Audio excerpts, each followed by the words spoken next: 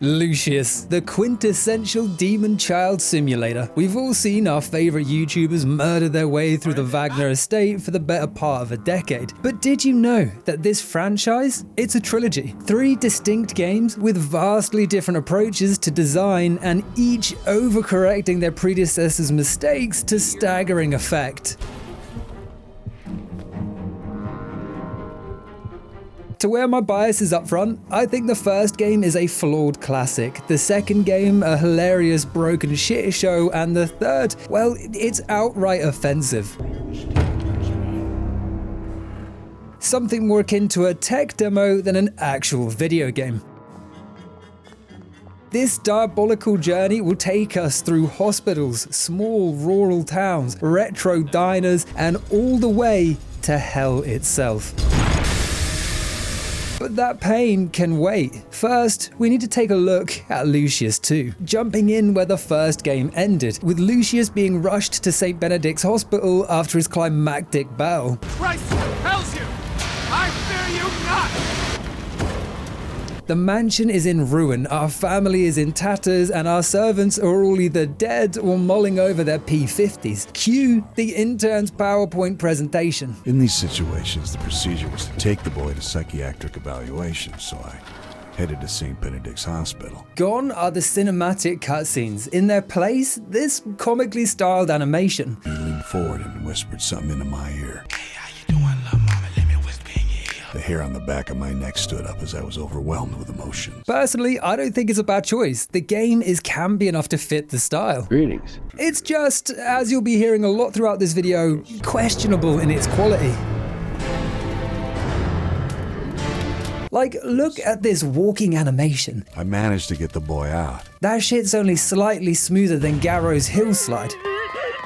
During this intro, we'll see series favourite Detective McGuffin haphazardly jumping into bed with the devil with a whopping 0 resistance. So, just relax and listen to what I have come up with for the boy now. I was conflicted, but eventually I had to give in. McGuffin was literally on his hands and knees begging to serve. And tell me if I'm crazy, but is he not giving Lucifer the old glug and twist 666? I was meant to travel this world as a servant of Lucifer. I mean, I've heard of humiliation rituals, but this is a step too far, and quite frankly, typical for devils his age. But I'm Catholic? Yes.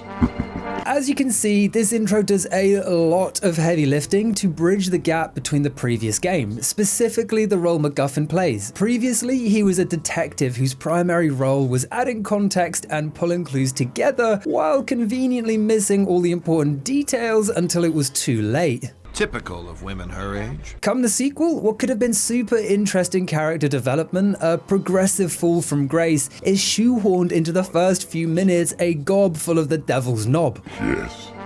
The game also tries to address the missing power dilemma here, an issue every sequel with a powerful protagonist must tackle. How do you start from scratch, offering players that beautiful progression while ignoring the powerhouse you allegedly became by the previous game's end? Every developer has their own solution, but in general, I'd say there are 2 real solutions: expand or reset. The beast who drained me, broken my powers. Expanding is probably the most common option. God of War Ragnarok, Batman Arkham Knight, and Spider-Man 2 are all great examples. We keep the same abilities and gear, but we push them a step further. I'm talking Batmobiles and nanotech or aggressive tweens. The truth is you're being a complete asshole! Resetting, on the other hand, happens when everyone loves a protagonist. The devs want to keep them as the sequel's lead, but they also want to justify the player going through the same journey of development and empowerment. Deus Ex Mankind Divided is the perfect example of this. By the end of Human Revolutions, we were a well-oiled killing machine, pun intended. So, come the second game, after arriving in Prague, they straight up nuke our ass.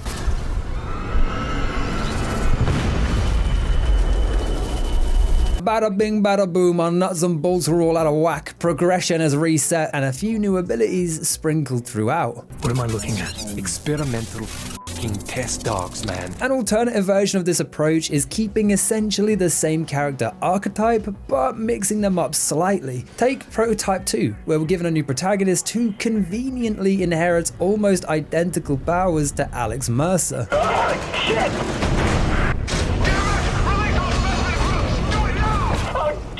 To give Prototype 2 credit though, Heller's version of the powers have mutated to better resemble his military heritage, the blade being the best example. Now we're gonna do some real damage. Instead of having a generic sword vibe, it looks like a giant standard issue US military knife with the iconic toothed back, something I thought was a great touch.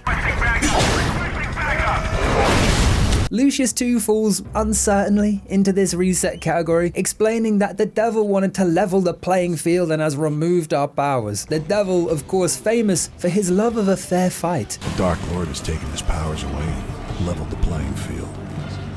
It will not be an easy task for the boy, but it's all necessary sacrifice that will, in the end, pan out the way it was supposed to. It's a little inexplicable, and that would be fine, I guess, except the game immediately contradicts itself. After attacking a nun for running a mouth about some prophecy nonsense, He attacked the nun. There was a fire inside him again. He was not forsaken. He felt useful again.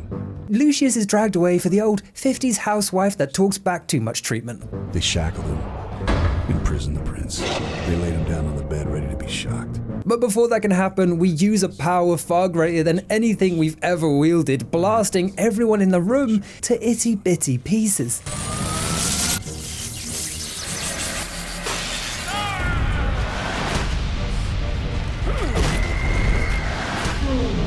Then, after regaining control, the game's just like, nah, we was just playing. You get nothing. You lose! Leaving us longing for both our father's love and the ability to drop a nuke on our ops. On the upside, the entire game peaks in this very room. We are an artist, the walls are canvas, entrails are paint. It's as if they could only hire an environmental designer for one day's work, and this is the result. So lap it up, because visually and technically, it's all downhill from here. Grabbing the keys from an orderly, we unlock our cell and head down to the staff area. Now, it's time to get serious. It's time to get our... Will you shut up? It's time to get our first kill, an encounter cleverly staged to display the game's newfound sense of murderous freedom, which is in total contrast to the rigidity of the first game. It was an issue many people, myself included, frequently cited as the first game's biggest flaw. You only ever had one way to dispatch your target, despite so many options presenting themselves. What? Oh, no! What the hell? In response to which, the developer said, let them eat cake. You may kill any NPC you encounter however you please. I'm talking fire, electricity, explosions, industrial machinery. Hell, you can just walk up to poor old Doris and pull the plug like a tweaker nephew grasping at his inheritance. For the record, there are like 7 people you can do this to, and it will never not be funny. There is something so spitefully hilarious about this little asshole going room to room, turning off life support for little more than a small XP boost. And I mean, grannies aside, this time round, there are so many more creative ways to get our kills. A favourite of mine includes the multi-purpose gas canister trolley. Not to blow them up, but to wield like a personal cannon, pulling off high precision sniper kills, racking up double kills, or just straight up shotgun blasting their shit. And despite using our mind to roll over and line these explosives up, people will sit in their little chairs happily waiting for the perfect shot, saying and doing nothing. You'll do nothing. All kills, however, are either greatly assisted by or only possible due to the addition of various powers, which now have their own spangling new skill tree we can freely spec into. Once again, Lucius 2 laughs in the face of the first game's rigidity. There are 3 branches, each relating to a specific power, those being telekinesis, heat, and mind control. Each path offering either bonuses to existing powers, new abilities altogether, or passive perks that make our lives easier. Overall, it's a significantly better better power system than the first game in both implementation and entertainment value, provided you spec into the correct abilities. Pick the wrong ones, which can easily be done, and you'll find yourself aimlessly wandering the halls looking for any means to kill a target with no relevant powers to utilize. The first power you'll want to unlock is Mind Control, an ability we previously used to force our maid and school teachers to end their contracts early.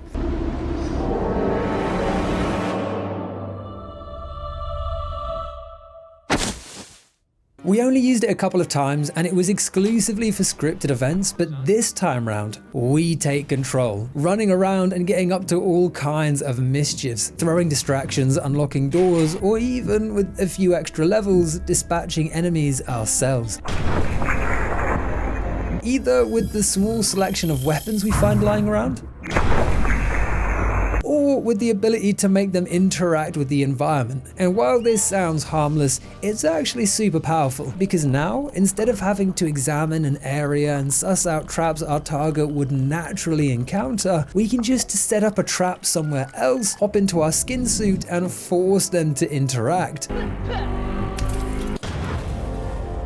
I'm talking electrified phones, poisoned coffees, or deadly compression chambers. Although, in keeping with the AI woes, no one reacts to our use of this power. How you doing? For example, we can force a local shop owner to brutally murder everyone in her small hometown, only to release our hold and watch the woman in question stroll past the gored remnants of her lifelong friends and return to her till business as usual. Good morning, sweetie. You need something?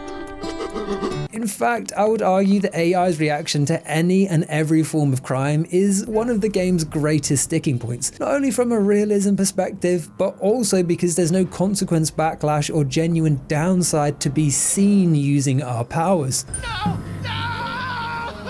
Mr. Bailey. At worst, they'll follow you for a few seconds before turning around and instantly forgetting they saw any crime, no matter how severe. The end result is that all support powers, the ones that let us hide or conceal our crimes, feel redundant. Seems like a double kill. Speaking of, the second branch is heat. It's a pretty mixed bag, filled with a lot of those pesky support powers, such as the ability to burn bodies. A great power in concept, it's kind of like the shadow kill ability in Dishonored, an essential if you're trying to play violent but quiet. But here, as I just mentioned, there's essentially no consequence for someone finding a body, so who cares? Hello, sweetie. What's worse, even if their reactions worked, there's barely any restricted zones anyway. Like, why are scientists okay with a random child hanging out in a lab using his mind to play with deadly chemicals? It makes no sense. What was that? Something made even stranger by the fact that several of the offices literally have employees-only signs, but the area is not restricted. Maybe they wanted a more arcadey feel, maybe they're half-baked mechanics. Either way, the distraction abilities are worthless. We're gonna have a talk. The final heat perk, Fire Soul, it's actually elite, passively recharging our mana pool, which once fully upgraded means we no longer have to worry about drinking from the toilets. Now, the Flame On power, it pisses me off, because it will not work with flammable liquids, only specific explosive canisters. You can pour flammable liquid all over a person, but can't use combust to set it alight. All this despite being able to explode oil barrels and turn a human body to ash. That shit requires like 900 degrees to pull off. I think we have enough juice to spark a wee flame. Telekinesis also makes a return, although I don't feel it has any practical uses either. I mean, there are plenty of items you can throw for kills like acid vials or explosives, but you can do this with 0 points invested in the telekinesis power. That specific ability is only needed if the item is far away. But there was never a situation where I couldn't just walk up to an item and use our free, short-ranged telekinesis ability. It's a strange setup, and I never found myself using the ability despite clearing around 6 playthroughs. I'm sure there's a few decent use cases, but generally the juice ain't worth the squeeze. For some reason, invisibility is also chucked into this path. What in the world? It drains your resources faster than a Bentley and suffers from the same traps I outlined earlier with the other support powers, so there's not really much use for it, and therefore not much for me to say. Enough! We're leaving this place now. Then we have push and pull, which once upgraded can ragdoll a some bitch. Again, these powers are extremely situational, with push occasionally allowing for funny impromptu kills, whether that's pushing someone into fire or oncoming traffic. Pull, on the other hand, is trash. And I thought maybe it would kill someone if I pulled them from a ledge. But no, they just get back up and pretend nothing ever happened. At least with the telekinesis ability, you could flick a switch or something, but the pull power seems to exist just to let Lucius torment people. Finally, we have the ability to break things from afar. Again, you can do this if you have so much as a can in your inventory. This entire pathway is brutally redundant, boiling down to essentially mildly more convenient ways of doing shit that you could already do. What you will quickly discover though is that you only need one power. Nay, nary even that. Rather, one location. The lift shaft. Crack this bad boy open, get a little mind control going, and baby boy, this game is on easy mode. Walking anyone from anywhere straight to their death without leaving so much as a body to discover, provided no one in the lobby calls the lift. Unlike other methods of killing, which all rely on single-use items like explosives or electrics, the shaft giveth with abundance. The shaft overfloweth. There be no limits on gravity, and she be a cruel mistress. For the record, while player experimentation is encouraged, I do not believe this is how the developers intended the game to be played. Clearly, from the different systems present and how the first kill is introduced, you're supposed to take it slow, picking and planning different kills to fit the environment while ignoring targets that would raise too much suspicion. Playing this way would be the most authentic experience, but there is essentially no incentive to do so. Obviously, it's my choice to abuse an OP power, but my argument would be that it's the developer's responsibility to not allow the first power you unlock to kill every single person in the game with total ease. Regardless, for better or worse, all these new systems make the moment-to-moment gameplay significantly more engaging than the first. Although, I am going to be a contrary arsehole here for a second, because we're getting into the first glaring case of overcorrection. You see, to make way for these fun, smaller engagements, the game has completely done away with larger, more intricate kills. It was at this moment that he knew. The ideal solution would be to have a mix of the two. A few showcase kills to focus on, while still allowing Lucius to harass the insignificant NPCs.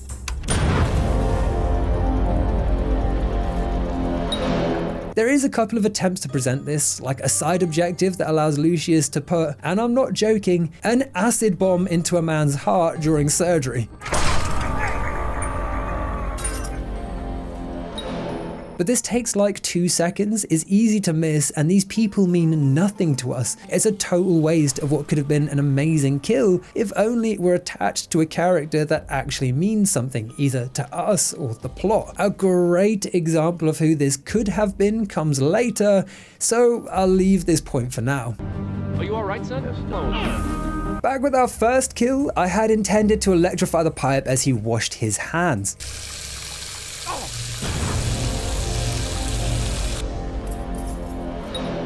But he spotted me, resulting in a tense moment as he rounded the corner ready to end my reign of terror. Thankfully, it turns out he's legally blind. Must have been the wind. Yeah, the AI in this game is really bad. The lights are on, but no one's home. Like, how can you not see me do this shit, bro? You can't just ignore this issue. Oh, now you're in trouble, son. Now, I do want to preface this rant. Making video games is extremely hard. I know. I've studied it and I wrote a lot of code in my time. I'll always empower and support an aspirational dev aiming for the sky. That said, we do need to talk about the drop in quality. Let's start with the most glaring issue, the NPC AI, or lack thereof. And I'm not talking about the generic pathfinding issues. I mean that these guys are just gagging to die. You can poison a donut and kill a man right in front of a witness.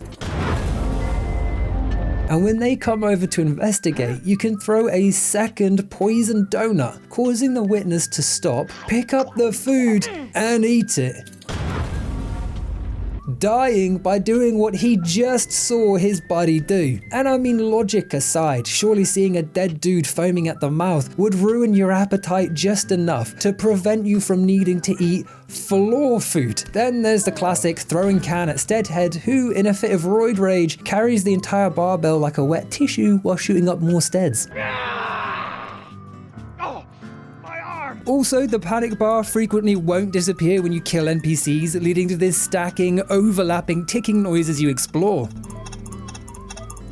Did no one playtest this game? Oh look, we can walk on air. Thankfully, it's not all bad. Some issues are downright hilarious. For example, the moment you're caught by anyone, you get picked up and ragdolled like a plastic fucking bag. It is astonishing that this is a legitimate scene from the game.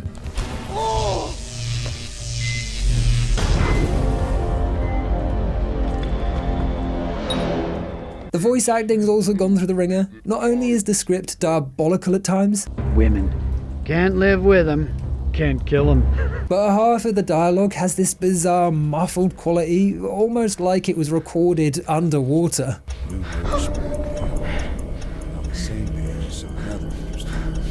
Finally, and this is a minor issue, but Lucius 2 is one of those annoying games that lets you up the resolution to 4K but doesn't scale the UI, meaning if you want crisp images of two blokes clapping cheeks, you'll have to get the damn monocle out to see the UI text. It's infuriating. And I actually found one of the developers talking about this issue on a Steam forum. Someone said the lack of UI scaling makes this game almost unplayable, to which the dev replied, yeah, it's unfortunate, it was something that was not considered really. Maybe we'll do something about it later on.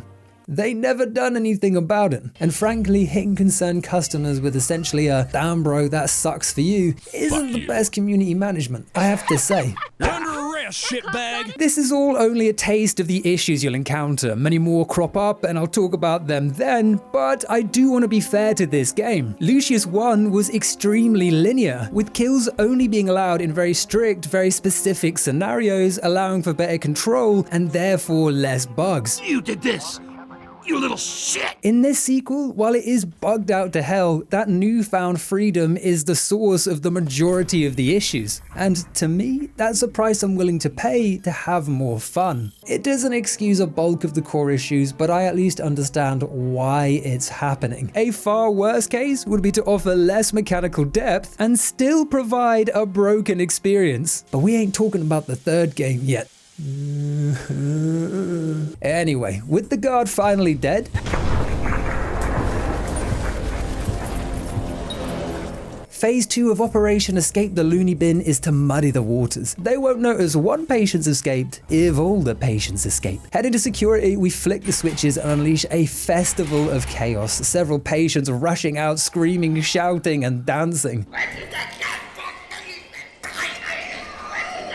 A nuisance the hospital staff do everything in their power to ignore. Jesus Christ, man.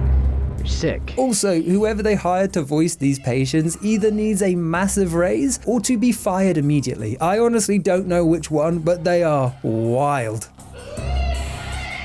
Speaking of broken minds, it's clear that the events of the previous game have taken a toll on poor old Lucius. In the first game, he was a true stoic. I don't even think they bothered adding facial vectors, the man was so chill with it. But looking at the lad now, he appears to be one balloon pop away from smearing his shit on the walls. An appearance that totally undermines the game's narrative. Don't get me wrong, I understand the vibe they're going for. A kid that's tormented by both demons and his own actions. In that regard, they nailed it. Lucius genuinely looks distraught, but his lack of emotion was clearly outlined and justified in the previous game. He's a cold-hearted killer masquerading as a child, so this new look is a disservice to his character, in my opinion, at least. Anyway, phase 3 of our grand escape is making sure we blend in. That is to say, getting Lucius out of these bloodied robes. They may look cool as hell, but they're awfully conspicuous and we have a hospital to navigate. Thankfully, tucked away in storage, our classic fit is waiting. Just because we're planning the apocalypse doesn't mean we can't look drippy while doing it. All this designer got me drip. Sat on top the shelf, we can even find the beach ball from the first game, and hovering over it, there's even a direct reference to PewDiePie's classic naming convention, Banked the Ball, a deadly weapon should it fall into the wrong hands. Hey kid, I'm taking you into custody.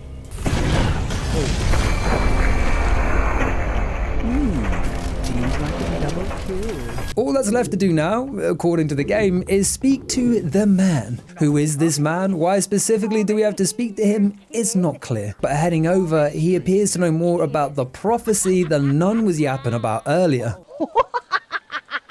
Devil boy, Ludlow, devil boy. Shouting the same phrases over and over, he's confined to a cell scrawled with both pop culture references and remarks about a nearby town. Ludlow. The end is not coming. It's already here, boy. Yes! To be honest, until you leave the hospital, how the story is delivered is rough. Like I said, who is this man? How does he know about the prophecy? Why are we listening to him? It's never explained. Thank God McGuffin telepathically fills in the blanks with his whispered dialogue, or we'd be stumped. Strange man, kid. Ludlow, devil boy. Without these objective markers pointing to our next destination, there is often nothing linking our missions together. Like the first thing we're instructed to do in the next level is head to a random lab and kill everyone present, but it gives zero reason as to why we're doing this, why we're targeting this room and these doctors specifically as opposed to the countless others. I get we're the devil's child, we don't need a reason to kill, but from the player's perspective, the story can be a structural mess, particularly in the first half. The end is not. Loose ends tied up, it's time to descend, running towards the lifts where the level suddenly ends with Lucius running on the spot as his spirit moves on. A glitch that happens for every cutscene in the game. It's amazing. And in this particular case, when I was gathering the footage, absolutely no audio played for the next cutscene. In fairness to the game, it was the first and last time I'd seen that particular glitch. I guess it was just showing off for the cameras. Like, hey, you calling this game broken? Huh? I'll show you broken. Level 2, aptly named We'll Have None of That, aims to reunite Lucius with his religious buddy from earlier. He attacked them. This hospital, it comprises half the entire game. 5 levels, all of which are essentially reshufflings of the same thing. Sadly, there's zero continuity between any of the levels, with each floor appearing to occupy its own slice of reality. You can leave a floor in bloody pieces, gore everywhere, the remaining few souls running around screaming for help.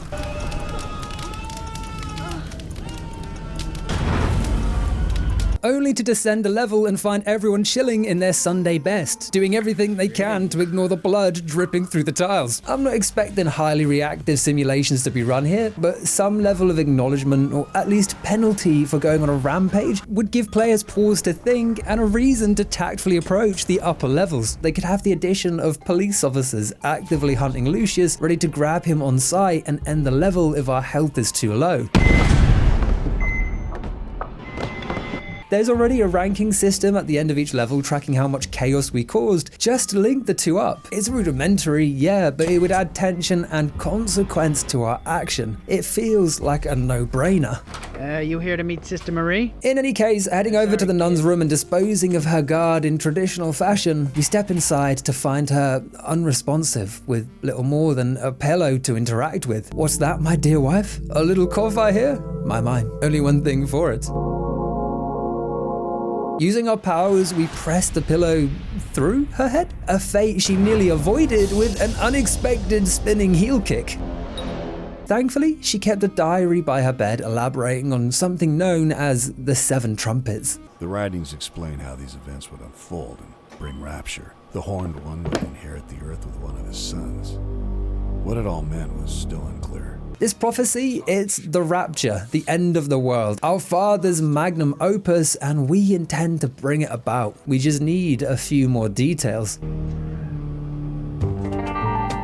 Thankfully, there is a library on this floor. Not quite the sprawling halls of the previous game, just a humble room with a maintenance worker we fucking obliterate.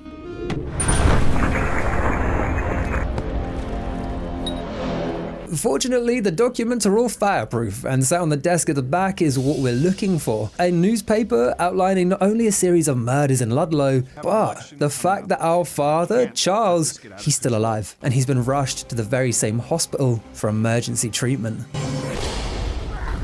Well, trim my brim and call me Kratos. Our father is within reach once more. Get your hand off my penis! Provided the haunted newspaper doesn't get to us first.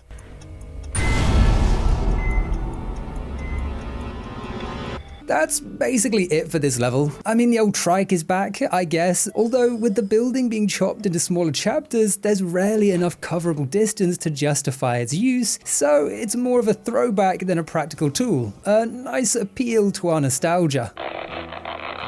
The third floor is a mishmash of design. Essentially, the feng shui is all jacked. It consists of several labs dedicated to disease control, which is fine, but smack bang in the middle of this is a small personal gym and a giant waiting room. This is disease control. What are they waiting for? Their turn in the one-man gym? Greetings. And they'll be waiting a long old time at that because it's currently occupied by Steadhead Fred, whom I mentioned earlier. My muscles are getting bigger. Is this beast even a doctor or just a local man using the hospital's third-story gym? It's not clear. But what is clear is the routine. One set of imaginary bench press, followed by an entire vial of steroids. Rinse and repeat, baby. Result may vary. We can even poison this supply of drugs for some reason, upsetting him so much he assumes the simp meme position before dying. Our goal on this floor is that one specific lab at the back I mentioned earlier. We need to squad wipe the room, and the game really wants us to put acid in the water system. So I humored them, grabbing a vial of liquid death from the shelf, poisoning the water, and setting off the sprinklers.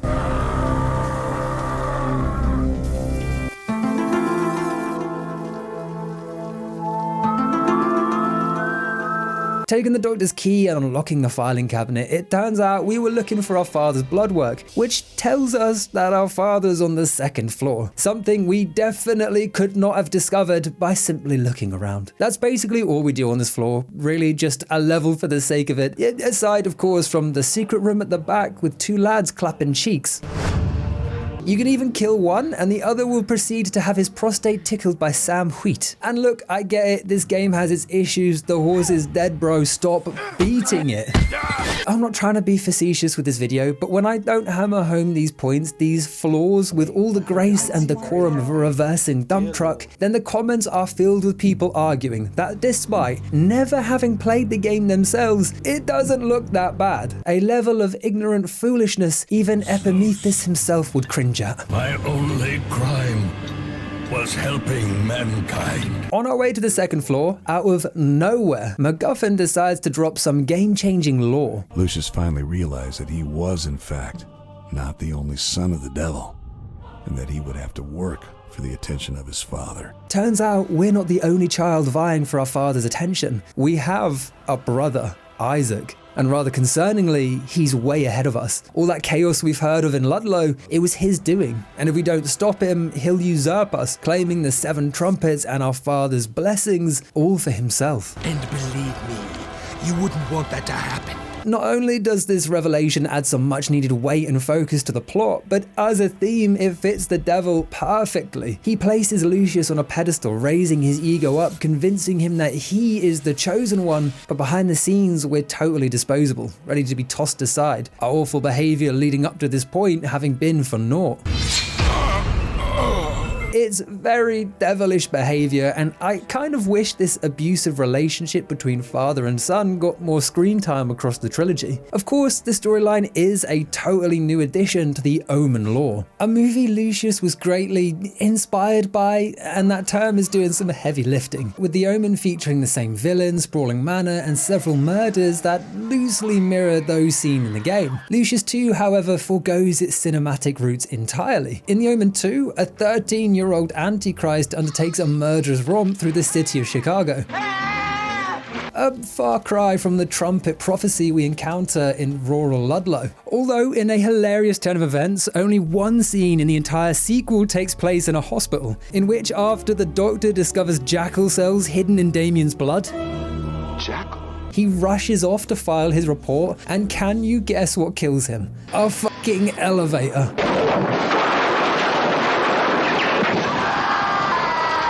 Once again, at a shaft to win. In place of adaptation, Lucius 2 takes its horror references from a wide spectrum of classics and sprinkles them throughout. A great example of this comes in the paternity ward, when we stumble across several babies, their minds ripe for corrupting. Planting these seeds of evil, we're given visions of the miserable life that awaits them, each one turning into an iconic killer. Jason Voorhees, Freddy Krueger, Buffalo Bill, and Jeffrey Dahmer? There's something kind of f***ed up about putting Dahmer in that category, right? Hey, here's several fake, borderline comical villains, and a dude that savagely murdered a bunch of people in real life. Of course, even the light referencing work falls apart real quick, specifically the reference to Freddy Krueger, because later in the game, we're able to discover a serial killer hiding in the town of Ludlow who's converted his local hardware shop into a twisted murder den.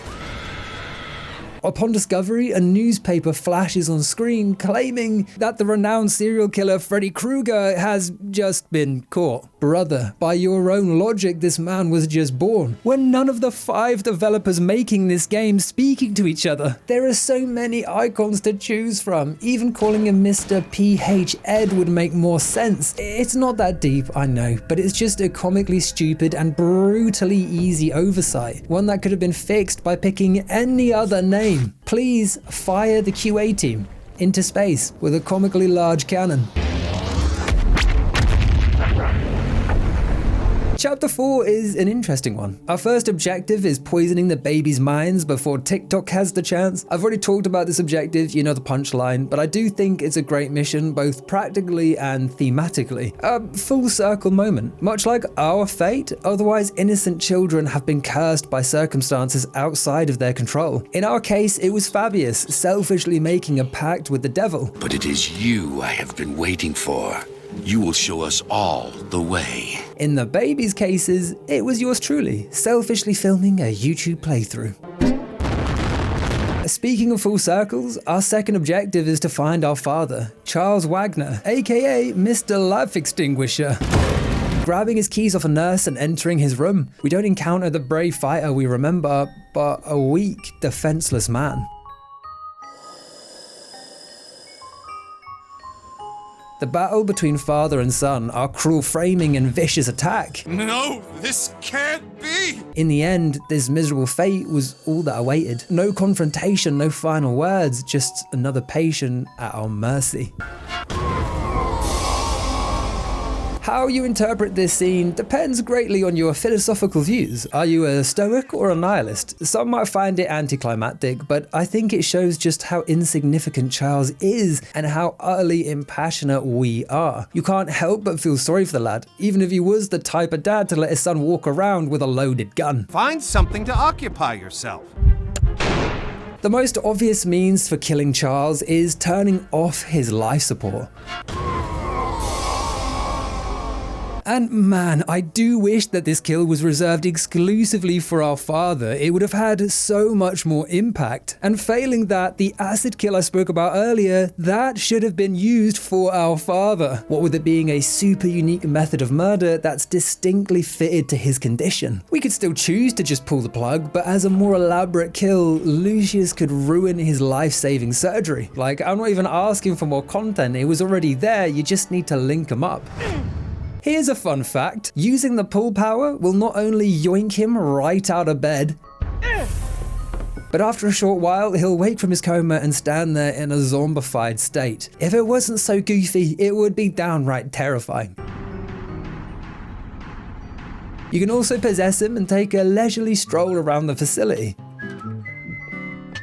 But in that case, once our powers wear off, he'll stroll back to his bed, hop in and return to his coma.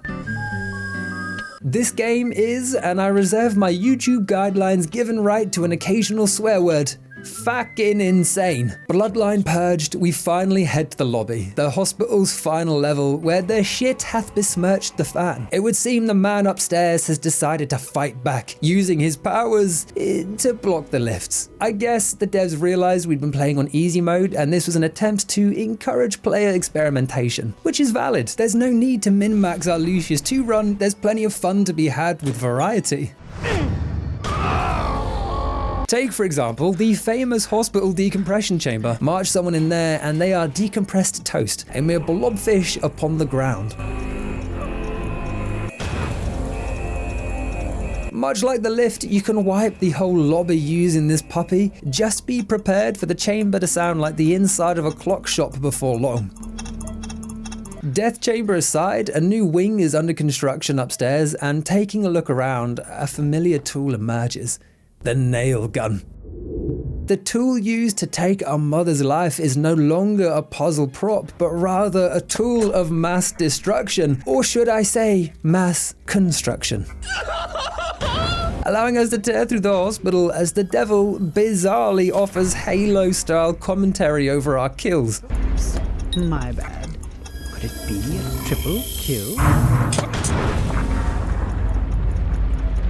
Excellent. There's also one other option for clearing the floor, or any floor in general, and a method I only discovered while gathering this footage. If you manage to set one person on fire, you can just possess someone else and walk them onto the previous body, setting both alight and creating a chain reaction. A process you can rinse and repeat with the whole floor. It is crazy.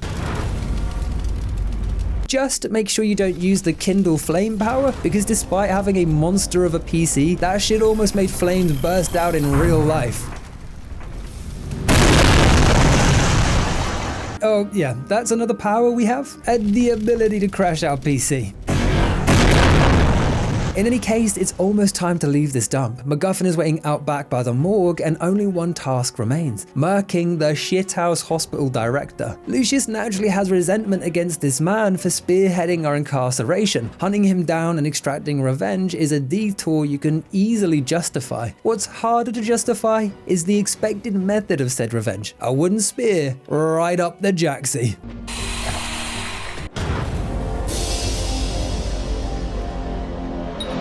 But with that, our time in the hospital has come to an end. Heading through the morgue, we squeeze in a cheeky double kill. Then link up with McGuffin, who's waiting like the good little puppet he is. Next stop, Ludlow. For the final conflict between heaven and earth. The final conflict that would revitalize humanity and create a new beginning. Whose beginning? It remains to be seen.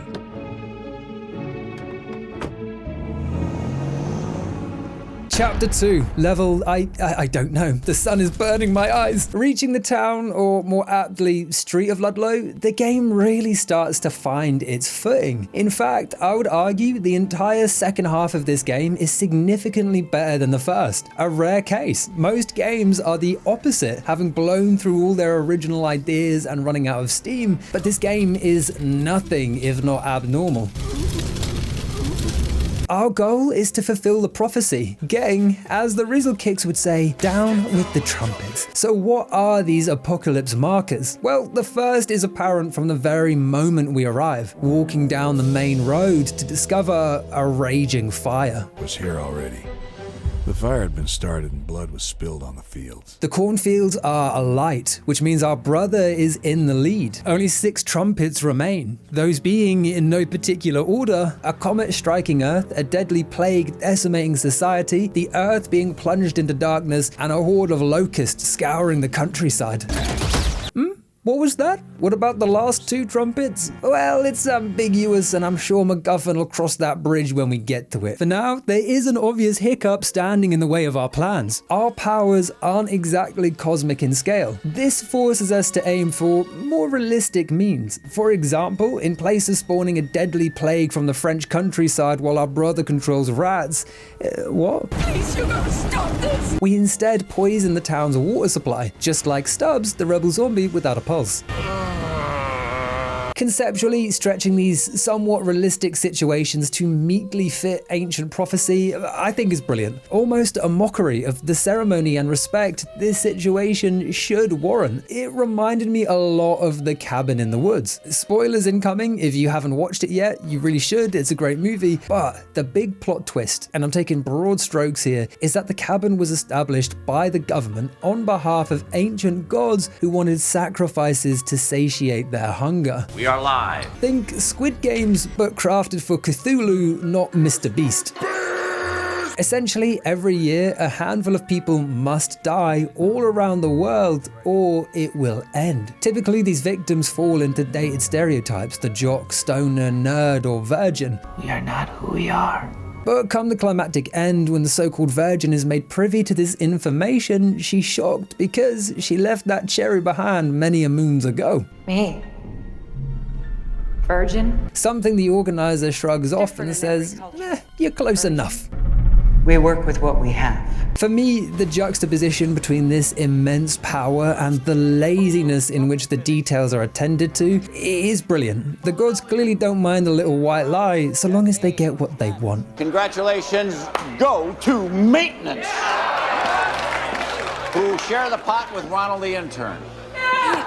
As I said, a great movie, well worth a watch. The monster design and variety is immaculate.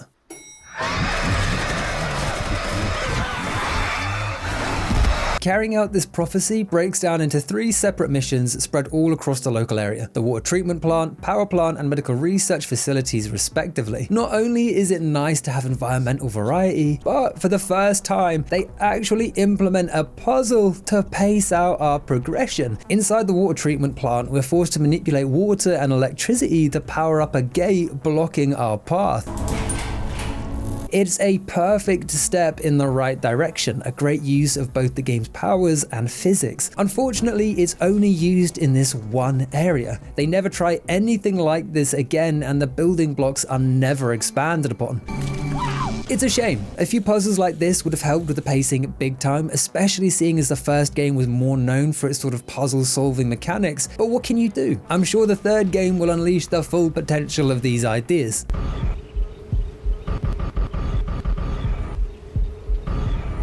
But before that, let's return our attention to Ludlow, because this is rural America at its finest. We're talking small family-run businesses, retailers stocked with local goods and extra large toys. Other attractions include retro diners, tool shops, pharmacies, and a local bank way at the back. Hey kid, where are your folks?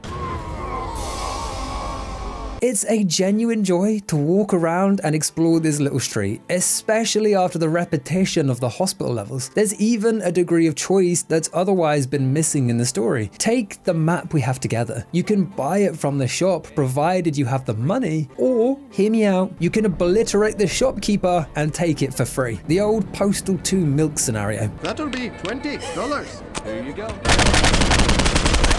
Our main objective here is to get a Bible that's been locked away in a shop called Mushnick's.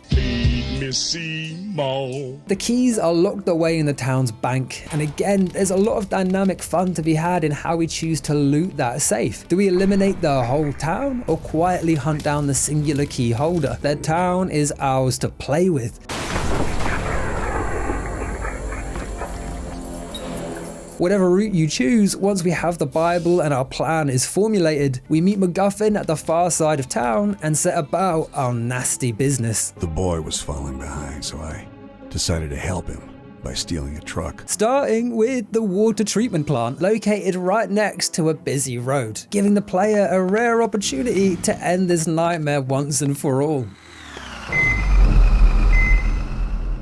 In the alternative timeline, we confidently stroll into these hazardous grounds, almost none of which are restricted, which makes even less sense than the hospital. There is literally no reason for a child to be near this machinery, a lesson they shall learn the hard way.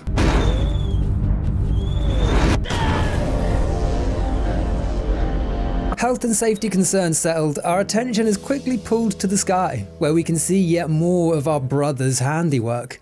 By the second trumpet sounding, it cues something like a great burning mountain that plunges into the sea and wipes out a third of all sea life and ships. A third of the oceans will become blood. This was Isaac's doing. Another trumpet goes to our brother, and now we're really in trouble. Because if he has the ability to pull a comet from space, this lad has infinitely more power than we can handle. That's Star Killer levels of power. We need to hurry. Once inside, we make our way through the plant, destroying several control panels and water valves along the way. This is where we encountered the water puzzle I mentioned a few moments ago, and it's probably the most engaging level in the game, with several different situations that require more thoughtful use of our abilities. What the hell? Yeah, aside from the small platforming section near the end. Holy moly, am I glad they didn't lean into this idea, because it sucks ass. But like I say, it's a tiny section, so I won't spank them too much for its inclusion. Let's just hope it's the last we've seen of that nonsense.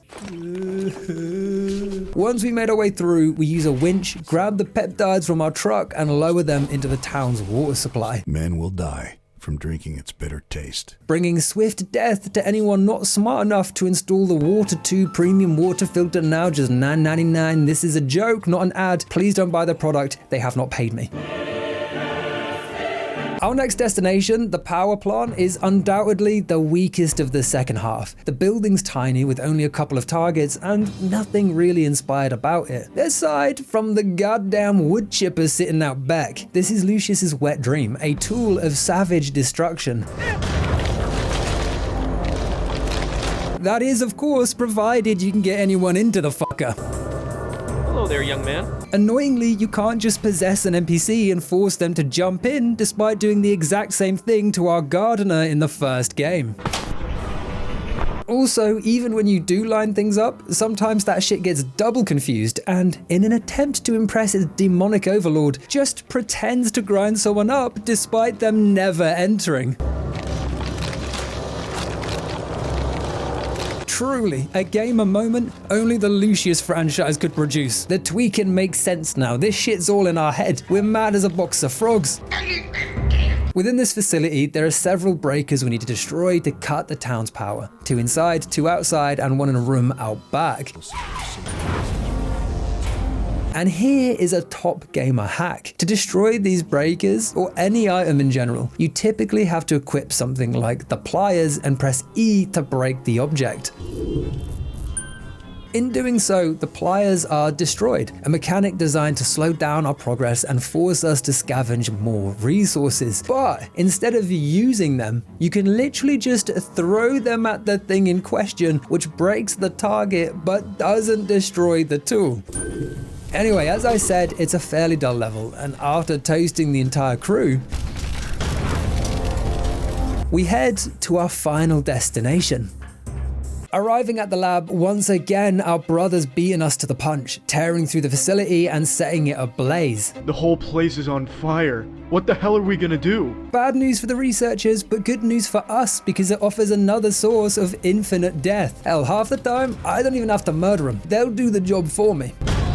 With the wrong person, little boy. Jokes aside, imagine how scary this sight would be. A demonic child slowly passing through a burning building as everyone he encounters sprints towards the nearest flame source and dives in head first. As I said, if this game wasn't so goofy, it would be downright terrifying. Seems like a double kill. Speaking of goofy, the scientists here, they mostly just ignore the flames, walking about the burning labs and pretending everything is fine. My brother in Christ, the book you are reading is literally on fire. Your research cannot be that important. In a nice change of pace, almost every inch of this facility is restricted, forcing you to consider your approach and tackle each scientist with some plan of action, either sneaking past or taking them out. Enough! We're leaving this. Navigating this location is probably the only time you will die, and that's a good thing. It's nice to activate a few neurons and engage with the world. There's weight, consideration, stakes, and why is this dead guy rotating like a PS2 save file? Clearing the main lab, we slip out back and head to the agricultural section, home to all kinds of goodies, ranging from killer Nicolas Cage Not the Bees to the sweet danky dank. But we're here for the locust, genetically enhanced and waiting for release. Sometimes you gotta remember the main objective and resist the urges you might have for pure sadistic fun. So we follow the path to their pen, all the way around the back, where we come face to face with our brother, Isaac Gilmore. You are all so pathetic! Donning a beautifully pressed plaid shirt, his face is framed with flowing red hair. An interesting look that's accompanied by, arguably, the most grating voice of any game character ever. So, I'll show you. I'll take everything away from you and... The pitch, the giggle. What is even that? I assume it's meant to be demonic, but it's like a chain-smoking toddler's hit the helium. I hate it. Worthy of God's love. Most of you will join us beneath the bedrock of justice. In appearance and name, Big Bro is clearly a reference to the antagonist of the 1984 adaptation of The Children of the Corn. He wants you too. They share the same name, engage in similar crop-burning activities, and more importantly, they look identical, from the hillbilly fit to the devilish locks. Even when we arrived at Ludlow, the level was called The People of the Corn, I think. Although it does raise the big question, at what point are you just ripping from other IPs? Because this depiction adds no humor, there's no relevant jokes or satire, it's literally just the character's appearance and name slapped into another game. Struggling to be worthy of God's love. It's something I brought up in my previous video with the first game having taken the Omen and adapted it without license or permission. But at least in the Omen's case, there is undoubtedly creative liberties taken to separate it from the source material. Lucius is clearly its own thing with its own story, identity, and satirical approach. This guy, it's just a copy and paste, and for a main character nonetheless, not even a hidden Easter egg or background NPC. Like, imagine if you were playing Mass Effect and you discovered that Master Chief was one of your main companions, but the game never even winks at or references the Halo games, and also didn't get permission to do so. Don't get me wrong, it would be fucking hilarious. You just wouldn't understand the logic, let alone the hot water it would land them in legally. Did you put a fucking mod in this? No. Appearances aside, naturally, this confrontation is a tough one. Technically, not mechanically. Show your colors. Initially, a scientist is being choked out Vader style, but after throwing some salt and evaporating our brother, the dude just hovers there in a permanent state of autoerotic asphyxiation. Demon using salt against another demon. Alternatively, if we take out the scientist, then our brother stands there like an absolute gooner doing knout. I will show you true horror. It is my job to fulfill the prophecy of the 7 trumpets. The sounding of these trumpets will bring forth the rapture. Also, did this game predict Arc Raiders? Because I swear that man drops a flare when he dies.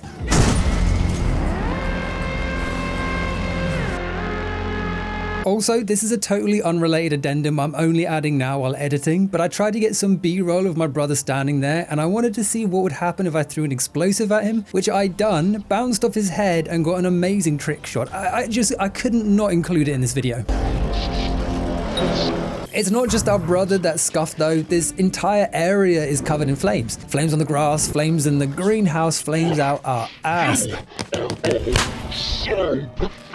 Except for some reason, these flames, and these flames alone, aren't real. Boom, you just got Jonathan Fraked. We made it up. We made this one up. It's a made-up tale. Despite previously killing anyone instantly, here you can force people to do a river dance at Ground Zero and it'll barely warm up their tootsies.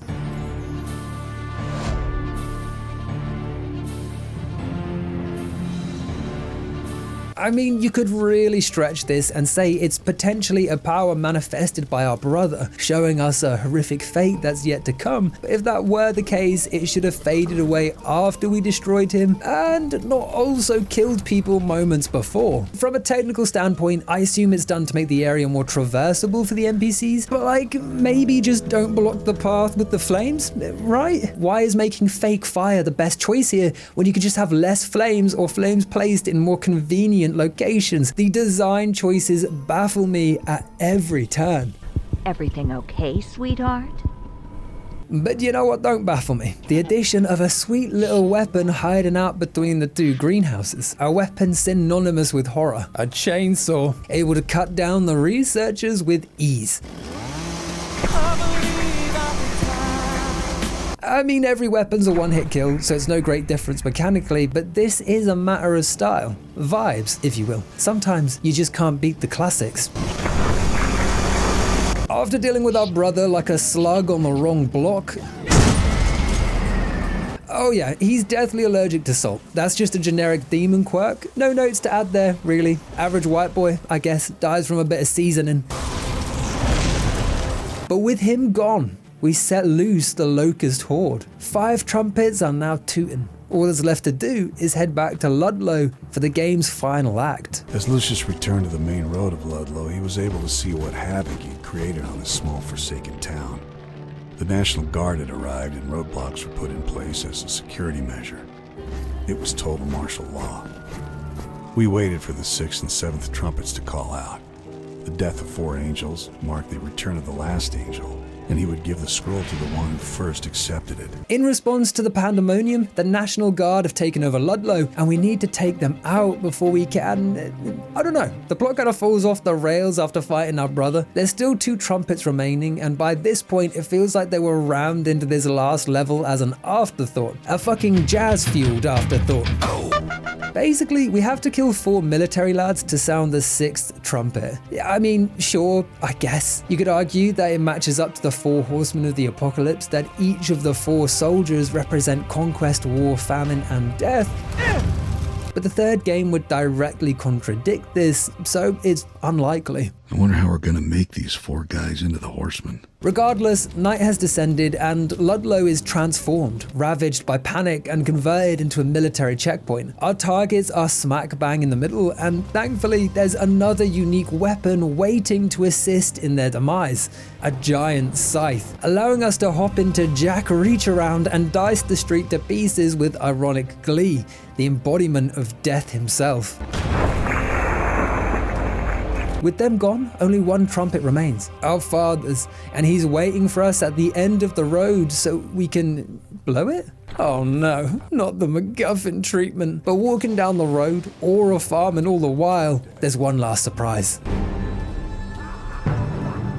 Our brother isn't dead, somehow, and jumping from the roof, he marches towards us, throwing out fireballs and Dillman chi blasts if we get too close. Killing us over and over with no means of fighting back.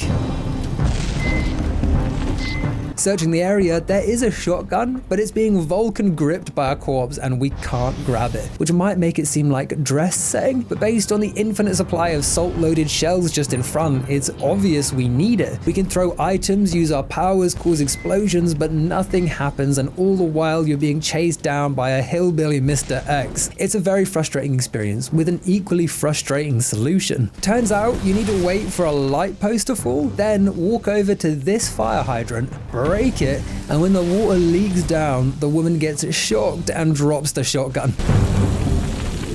And after that, the only hard part is managing your reloads.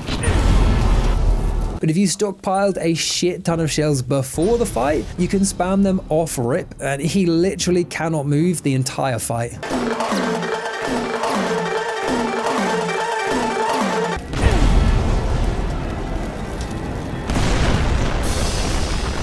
How How, you ask? Can you stockpile the shells before fighting? Well, for some reason, those 3 separate cutscenes that play when you first encounter Isaac, they can be skipped, but the animation still plays out in real time, which means while our brother is making his Avengers landing, we can just stroll over to the box and load up on shells. Just make sure you're not too close to Isaac when he dies, because the fucker explodes and it'll wipe you out if you're on low health.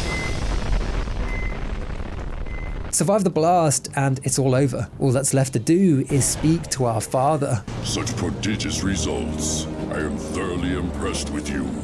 I'm gonna have to stop you right there, pal. What the frick happened to the devil? You look like the Jigsaw doll had sex with Simon Cowell. And the voice, that shitty filter is back with a vengeance. My boy, such prodigious results. The first game's depiction was infinitely cooler. You have the ability to make people forget things.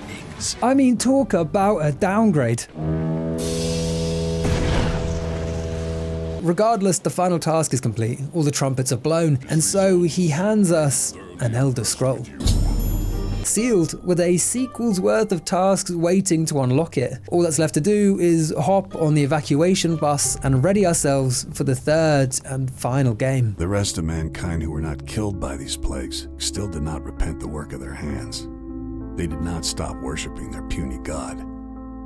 The boys sneaked into a bus that was evacuating the town, and none of the passengers suspected anything. Well, would you look at that? The game ain't over till the pitch-shifted lady sings.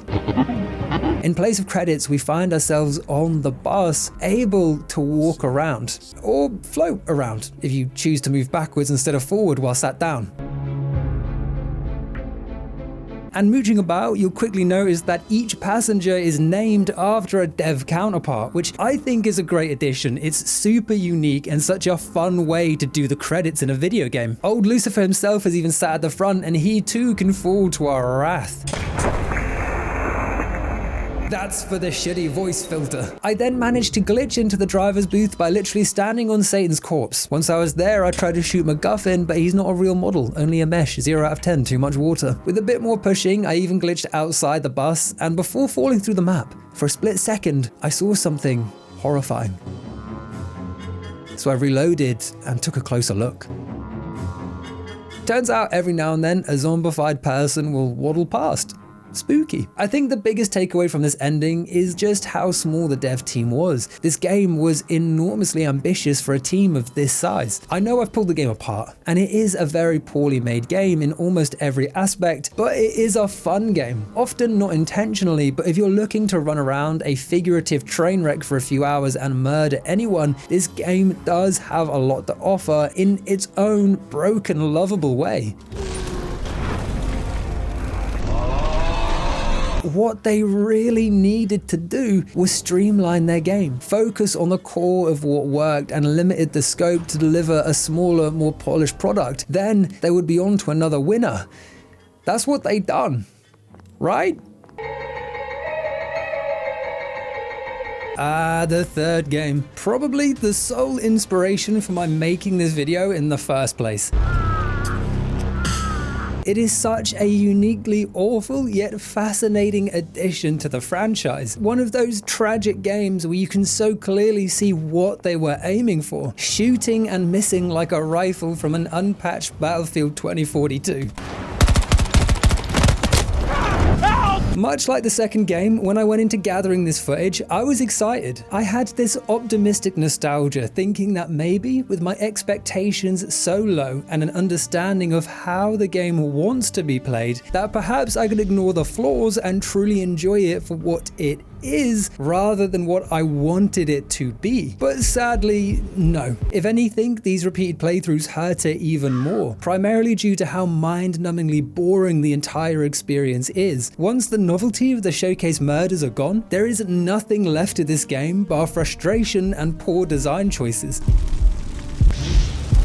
But as always, we'll get into those issues as they arise. In the meantime, Lucius 3 picks off right where the second game ended, with Lucius and McGuffin bussing it to God knows where. A journey punctuated by some highly copyrighted material. Not this song, obviously, but I don't want the animals booting down my door asking for their royalties. shit. This intro, it's a doozy because our tour of the countryside is abruptly ended by this lad appearing in the middle of the road. Drunk. Resulting in what looks like a car crash created using Lego stop motion.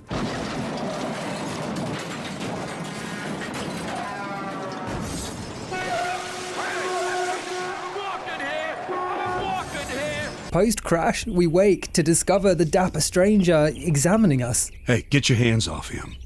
What the hell are you doing? Whoa, relax there, stud. And after being confronted by McGuffin, he reveals himself to be Zesty Gabriel. The name is Gabriel.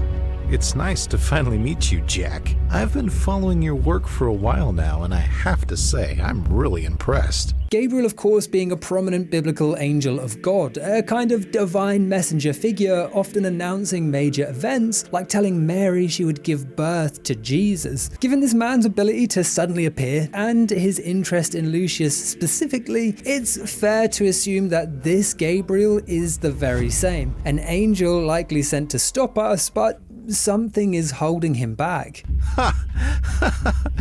You boys with your silly guns. I was going to kill you both, but there was something in his eyes. I saw a glimmer of hope there. Turns out that despite all the murders, chaos, and bedlam Lucius is solely responsible for, Gabriel sees something, some glimmer of hope buried deep within. So instead of putting an end to things while he has the chance, he decides to see how this drama will play out. We will meet again soon. Typical. Back in control, the bus is totaled, McGuffin is wandering off, and all we can hear is the chirping and rustling of the forest. Once again, Lucius has a new look, or rather, a return to the classic. The tweaker vibe is out, and in its place, something more akin to the stoic feel of the first. It's a welcome change. While I can appreciate what they were gunning for, as I said, it completely undermines the character's core personality. Plus, there's something hilarious about the contrast between his dead little eyes and the chaos unfolding around him. You look, delicate. As an introduction, this area works exceptionally well. The almost Appalachian American vibe, it always resonates, especially in a supernatural setting. The ancient imposing trees, historical info boards, and wooden viewing platforms all merge to form a surprisingly coherent theme for this final entry. Less comedy, more moody.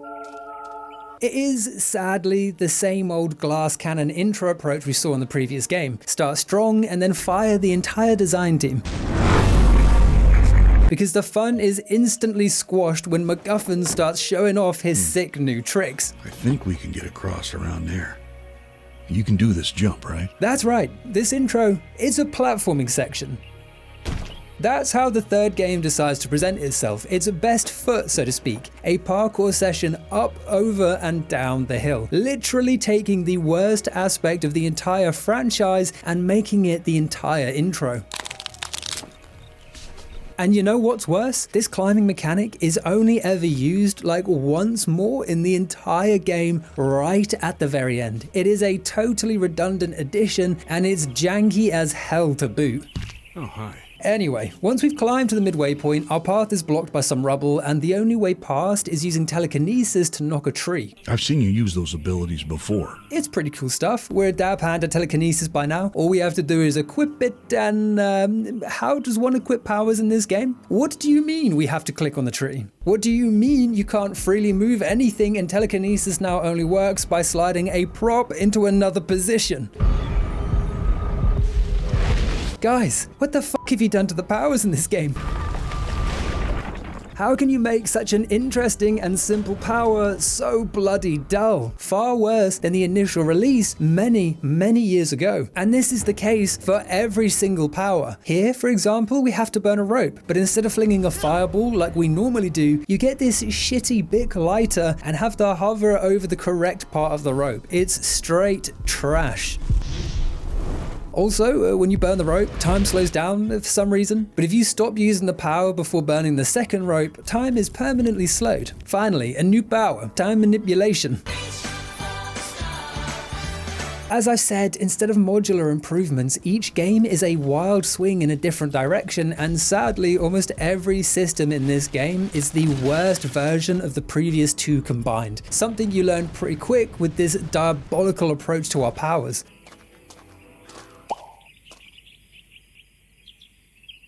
Okay, I'm out of ideas here. Eventually, reaching the peak, we step into a large clearing, revealing the sleepy settlement that's soon to incur our wrath, the quaint town of Winter Hill. The moon shines, water glimmers, and melancholic music plays as the title appears.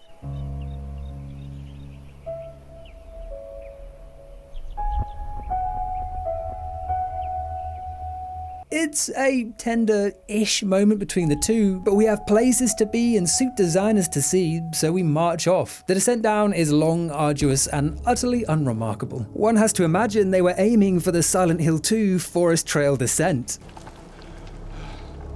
An unnerving trek into the madness that awaits. But this hill is neither silent nor is it the second game, so they've messed up by every account. Could Mary really be here?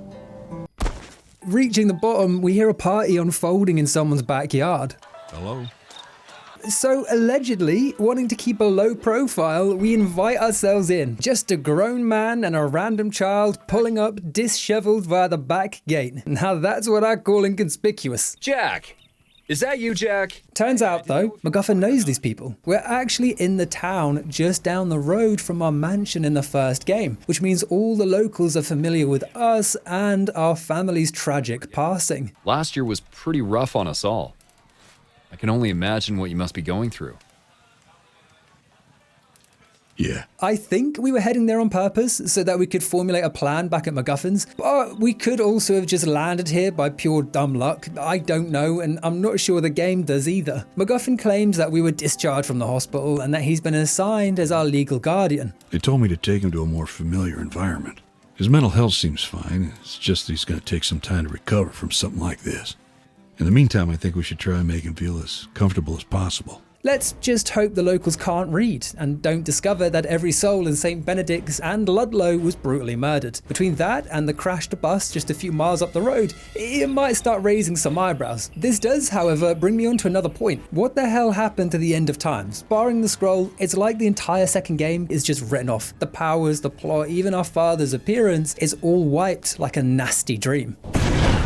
In fairness, there are a couple of offhand references, a newspaper for example at the local diner and a remark from the chief of police about a potential terrorist attack in Ludlow. But they are suspecting that it was a terrorist attack of some sort.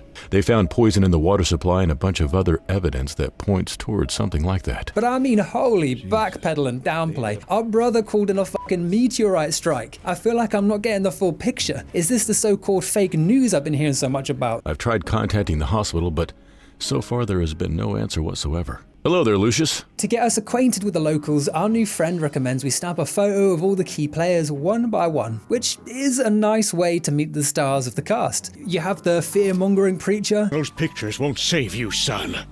We all know what's coming. Don't we? Oh, Lord, yes we do. The awkward-as-hell motel owner. I really must be going back to the motel. There might be customers coming and my mother gets worried. How is your mother, Banner? And that one guy that sells frozen fish, Captain Birdseye looking ass. Come on, take a picture of this young devil here. No one knows what the hell he's building, but he just keeps on building.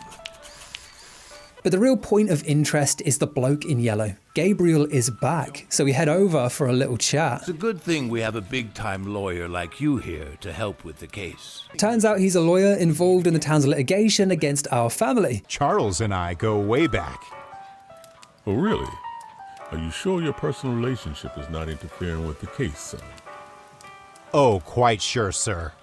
Our relationship was always strictly business. He's meant to be an angel, so it's unclear why the fuck he's cosplaying as a lawyer at all. It's not like he needs the money, food, or accommodation. Bro could just chill in a cloud if he wanted. But from a metaphorical standpoint, there is a nice correlation between a character that's likely been sent to judge our very soul, also playing the role of litigator in a legal case surrounding our family. Almost like we're being judged in both planes of existence. Your Honor, I believe everything was handled by book. Other than that, there's some kids hanging around back looking at a dead crow. Death Kid! They're not very nice though. It's the kid from the mansion. The rich mute.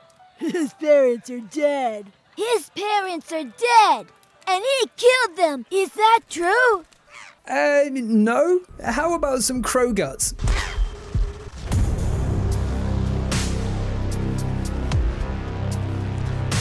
Classic petty Lucius. But with that, I think it's time we leave, heading down the block to McGuffin's humble abode and our new base of operations. You can sleep there on the right. My bedroom's over here on the left. There's some clothes in the wardrobe that might fit you, and I think there should be some milk or something in the fridge. It's a modest, single-story, two-bed home, one that's seen better days. Beer bottles and pizza boxes are scattered around every corner, and after a quick exploration of our new bedroom, it quickly becomes clear why. It used to belong to my son, Drew. But he's not going to be using it anymore. It's a somber revelation that adds much needed depth to this character. McGuffin's son, one that looks remarkably similar to Lucius, died along with his mother in a car crash not that long ago. The sudden and violent death of his child goes a long way in explaining his disposition towards Lucius and perhaps why he was singled out by our father in the first place. My job is to make things slightly more interesting. McGuffin and his arc is probably the only welcome addition to this entire game, taking a background meme character and placing him front and center in this surrogate father role. Oh, hi. You're up. I was just about to wake you up. How'd you sleep? Any trips to the underworld? And heading into his office, there's a massive pinboard, which I love because it mimics the one we see him constructing in the first game. I tried to help. I should not have become so involved. It's a tiny touch, but it's a lovely throwback and a reminder that yes, at some point, the developers must have played their previous work. But how these things unfold when we are thrust on the scene, I can't account for it all. And once we're adjusted to our surroundings, we head to the office where McGuffin lays down the plan. So, yeah, I had a chance to look into this a bit while you were out there doing your thing. And what I gathered was that these seals open up after certain events have happened. There seems to be sort of a continuing theme with these prophecies. These seals, they're the 4 horsemen of the apocalypse. We need to find 4 people around town that match their description, starting with conquest. I think what we're looking for here is some sort of ruler, or a guy who's about to conquer something, a place. Once we're 100% sure who our guy is, we make sure no one is looking for him after he's gone. It's a clever enough plot device, and it's similar to my wish from the first game for our kills to match the deadly sins that accompany them. Personally, I love the meta-irony of wandering around a small town hoping to find some poor soul you can assign an arbitrary title to and murder. It's very similar to what I just talked about with the cabin in the woods. I wonder how we're going to make these 4 guys into the horsemen. Yeah, we need to be crafty on this one. But with the plan outlined, it's time for Betty Buys. We won't get no killing done if we're a sleepy little fella. The next morning, we wake to the sound of McGuffin cooking up a storm. So we get up, head to our wardrobe, and get ready for the day. That's right, 3 games deep and we finally have the ability to change our outfits. So what drip is this imp rockin'? Well, the classic makes a return, the old waistcoat and tie, a true gentleman's must. A ghoul. The iconic pajamas also make an appearance, the very same we wore to sneak around Dante's manor. Why was McGuffin stealing and storing our pajamas at his house? Come on in over here, have a seat there. Then there's something more in keeping with the forest landscape, a warm, casual checkered jacket. I mean, it's a cool jacket, don't get me wrong. It's just weird to see this pompous little shit looking so chill. I mean, I'd half expect to see him sat in Starbucks drinking his little pinkety-drinkety dress like that. And finally, we have the outfits seemingly inspired by pop culture, namely the yellow raincoat and red hat, almost certainly a reference to little Georgie from It. And finally, the ghost outfit, a white Halloween costume with a mask placed on top of our head that's likely a reference to the Casper costume as seen in A Perfect World. Say boo!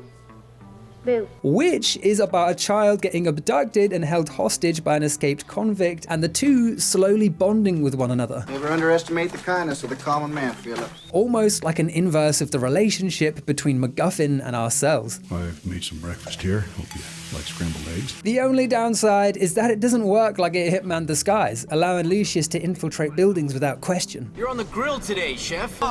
I'm talking a little police hat as we stroll through the station, or a hard hat and overalls as we survey a construction site. And while I say that as a joke, let's not forget that in the previous game we were allowed into various high-risk sites without so much as an eyebrow being raised. Greetings. Anyhow, we need to get back to McGuffin. Not because breakfast is getting cold, but because he'll start clipping through the ground and arrive at hell earlier than expected. Sorry about that. If he manages to stay above ground, he dishes the grub and rather parentally insists we eat up. I think you should eat and then change into something more appropriate. We should get going if we want to crack this. The first time we've seen Lucius eat, and it's pure slop shoveled down with his bare hands. The baker's special. To be honest, I assumed he just never ate, recharged in the sun like Superman. I guess we missed all the lunchlies he scrounged in his car rides with McGuffin, but this does perfectly play into the adoptive father narrative. Despite serving a child of pure evil, he's treating this moment like a cozy Sunday lunch. So, I've made some breakfast here. Hope you like scrambled eggs. Almost subconsciously falling back into the familiar schedules of his past. Of course, this dream won't work. Our journey only has one nightmarish conclusion, but at moments like these, you feel this desperation, this want that's both endearing and tragic. There's some clothes in the wardrobe that might fit you, and I think there should be some milk or something in the fridge. Fed and dressed, we're ready to play happy families out on the town too, with the goal of getting to know the neighbors. Come on, let's go. But perched on the fence just outside is a grotesquely disproportionate raven, one we can concentrate on. These fellas are scattered across every major location, and we're able to burst them for their precious hearts. And why do we get these hearts? Well, by pressing X, we transform, without warning, into a raven, able to fly to our heart's content. Just make sure you don't shift back into Lucius while flying, because that often breaks the game.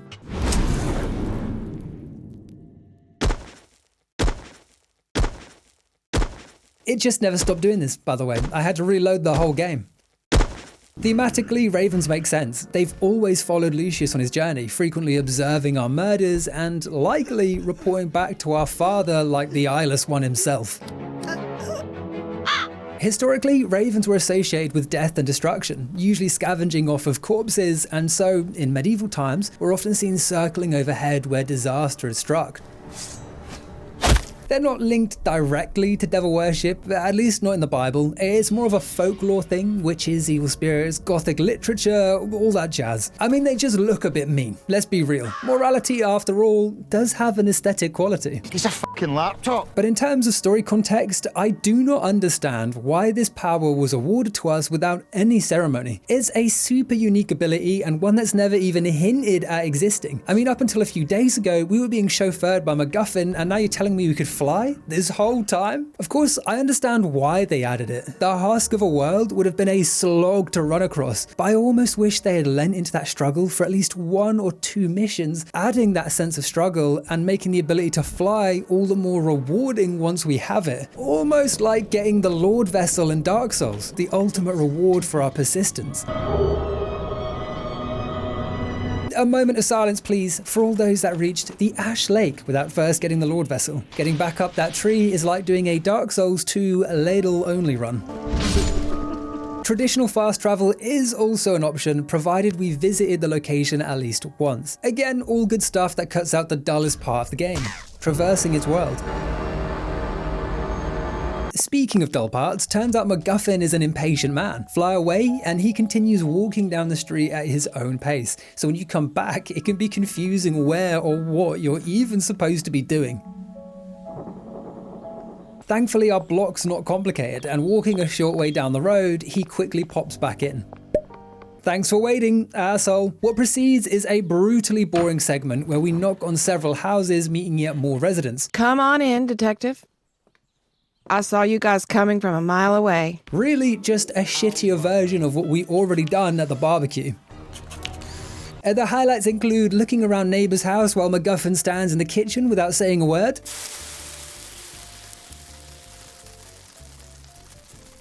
Speaking to the local kids with broken necks. Just try to kill you. I'm not scared. And of course visiting our new school teacher, the town mayor, and eventually McGuffin's old digs, the local police station. That's strange. The reception's totally empty. Which is inexplicably empty. All the officers likely killed 2 towns over in Ludlow due to a meteorite-sized gas leak. Mind you, the big chief is still here, a man who, with absolutely no justification, roasts McGuffin for having a dead child. Don't take this the wrong way, but you do know that keeping him around is not going to bring your son back. I know. All I'm really trying to stress here is just how boring the game start is. Something I won't be able to exactly demonstrate for one of a smooth flowing segment, but we spend damn near the first quarter of this game running between lifeless locations and meeting the most uninspired characters.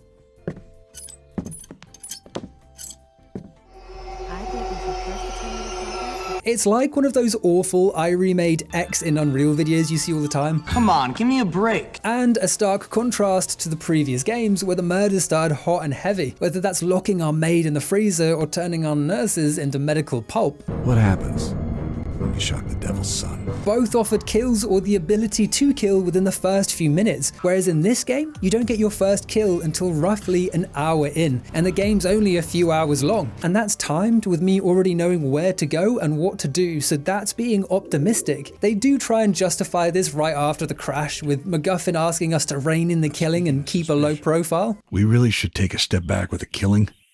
We need to keep a lower profile while we're trying to figure out a way to open these seals. And I assume they've done this to introduce and show off Winter Hill, get us invested in the people and the locations before we start tearing them up. Oh shit! But there's nothing to explore, and all the characters have as much depth as Paper Mario. An example I frequently give is Deadly Premonition, and it feels like this installment so desperately wants to be that guy. The town of Greenvale has many of the same issues. It can look like shit, some areas are lifeless, and occasionally it's a slog to get from A to B. I can't believe 2 people have been murdered in our town. But the characters' tales and intrigue are enough to win you over. The townsfolk carry out their strange lives in various ways you can witness and interact with, from chilling at bars to munching Sinner sandwiches in the diner. There just isn't enough intrigue or charm anywhere here to pull you in, so they should have at least let you have dumb fun like in the previous game.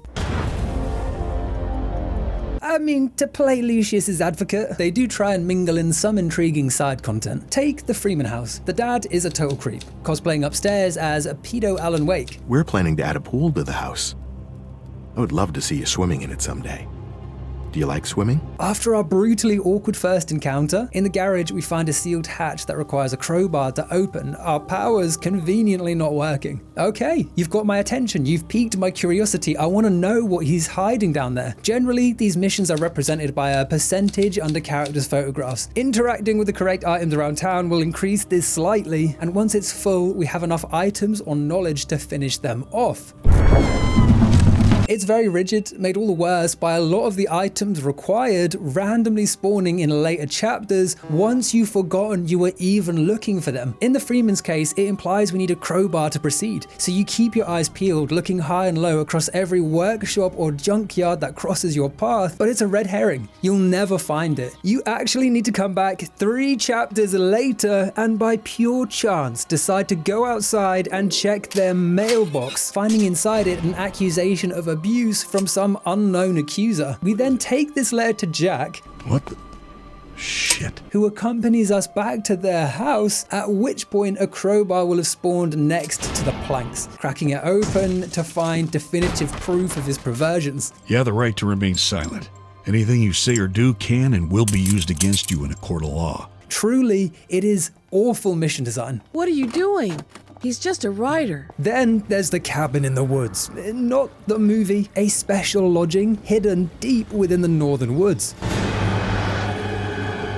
We arrive to find it adorned with Halloween decorations, and inside, it's a spooky sight. A scene looking ripe for some classic horror tropes. Sadly, no matter what we try, there's no way inside. So we leave, and later, while exploring the nearby gas station, we find a note on a table out back. One that describes turning up in all white for a party in the cabin on Halloween night, which is only a couple of days away. So you spend the next few levels excited to see what mystery this location has to offer. We even have a white costume to boot, all the dots line up. And heading over on that fateful night, we walk up the gravel road, but nothing happens.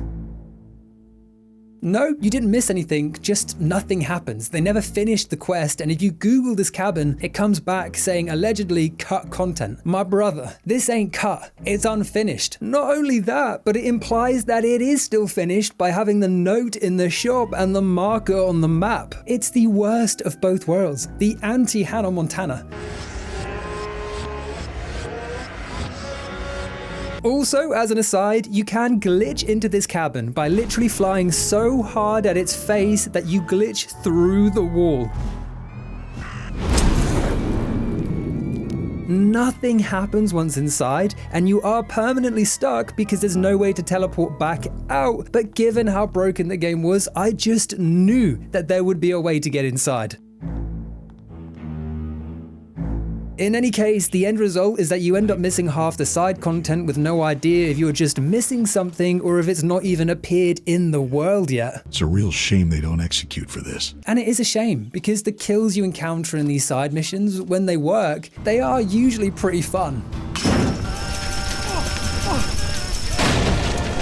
Case in point, there's a side mission where we trick stamp collecting kids into taking acid, who we then convince to jump off a cliff. And frankly, I'm downplaying how insane this mission is. That's disgusting! These kids, they have like 2 interactions in the entire game where they're slightly mean. If he kills me, I'll kick his butt. You think he would die if you shot him with a pellet? So, naturally, we decide to brutally murder all 3. Grabbing the goods from the police station and handing them over, we reconvene at their secret den. It's a classic childhood retreat, the kind you'd expect to see in The Goonies or Little Rascals, and honestly, I kind of wish the game had leaned more into these 90s tropes, almost like a spoof of Stranger Things. You get tastes of it here and there, the Halloween costumes, the diners and retro gas stations, but it never manages to capture and corrupt that childhood exploration, despite often teasing its desire to do so. But back with the kids, once the LSD takes hold, their mind is ours to play with, and after some creative mental tinkering, we encourage their rapid descent.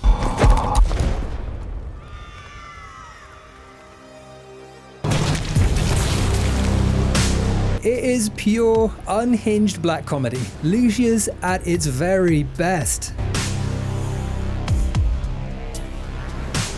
Back at the Freemans, pre-Sting, we have a question from McGuffin, and, well, we won't be able to get an answer, because after looking around, we're notified that Jack has left the house without telling us, and we have to look around town to find him. Why is this man being so difficult? I don't know the area. Please, stop leaving me. We've got a lot to do here. The rest of the level is as I already described, but it's the town hall that we need to focus on because, according to our diary, the town hall is the best place to search for a leader. We're looking for a guy who fits the description of the first horseman.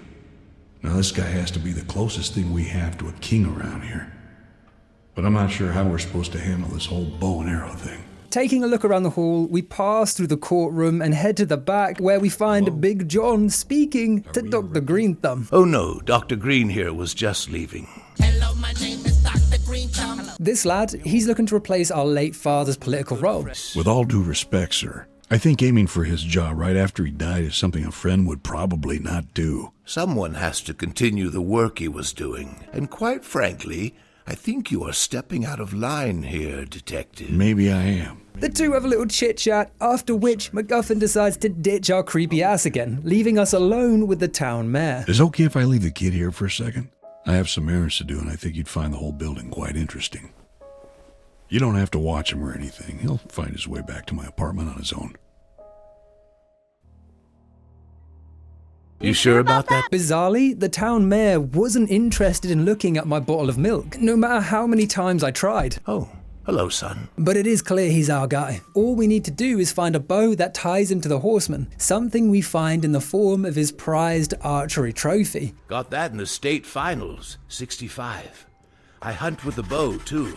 And with that, his fate is sealed. Not straight away, of course, no. First, we need to prep his room for surgery. What exactly that means is unclear. Maybe lighting a few little candles and putting on some whale noises. I don't know. I mean, who cares if he sees us up to some shady shit, right? He's alone. Who's he gonna tell? Our father? Newsflash, buddy. He wrote the damn check. Oh, shit. We need to lure the mayor away somehow, something we're given no indication on how to do and have to walk around aimlessly trying to figure out. It's a move the game actually pulls quite often, just expecting the player to roam at random. Case in point, here, we need to head far east and enter this unsuspecting diner happening across this conversation. The funny thing is, though, that the damn thing keeps triggering almost every time he's cooking.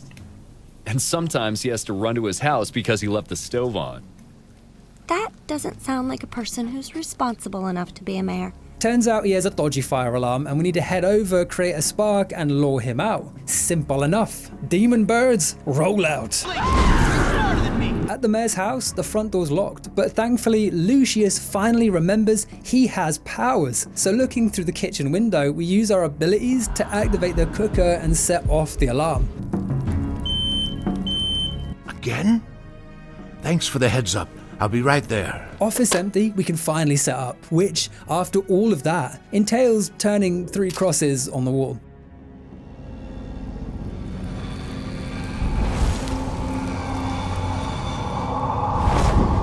Not exactly the craziest puzzle to solve, and historically something we've done in front of people to our heart's content. Did you sleep well? On the upside, it's finally time to get our first kill. Something the game has been building towards in the space of time we'd normally have culled a small village. So how do we go about this? Well, once he enters the room, we click on him and raise up a hollow 3D model of him.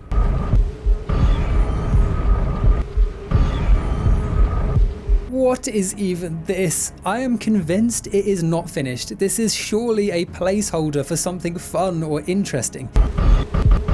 You feeling all right, boy? It's just depressing, especially after having taken so long to get there. I appreciate it segues into a decent cutscene, so in that sense, it's not too different from the first game's kill system, but as I keep saying, just stick to that. Why create something laughably worse just for the sake of it? As I said, the kill itself is actually pretty sick. The music is badass, it's savage, it's visceral, with the mayor's head slowly being scalped into a makeshift crown. Much like the first game, these end of chapter kills are the highlight. It's just that here, they're held together with dog shit and duct tape.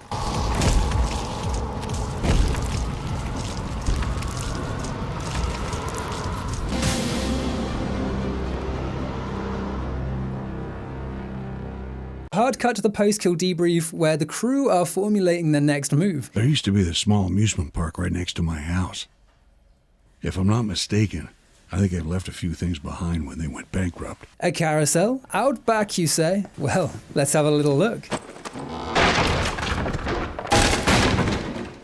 Heading through his back garden and down a short path, we enter an amusement park. And smack bang in the center is the main attraction, a carousel. Its horses ready for their riders. Speaking of, our first victim is on full display, brutalized and perched on his mechanical steed, eagerly awaiting his 3 brothers and the end of times. It's a brilliant adaptation of a childhood classic, twisted and disturbed into this sick prophecy. All that's missing is a little power.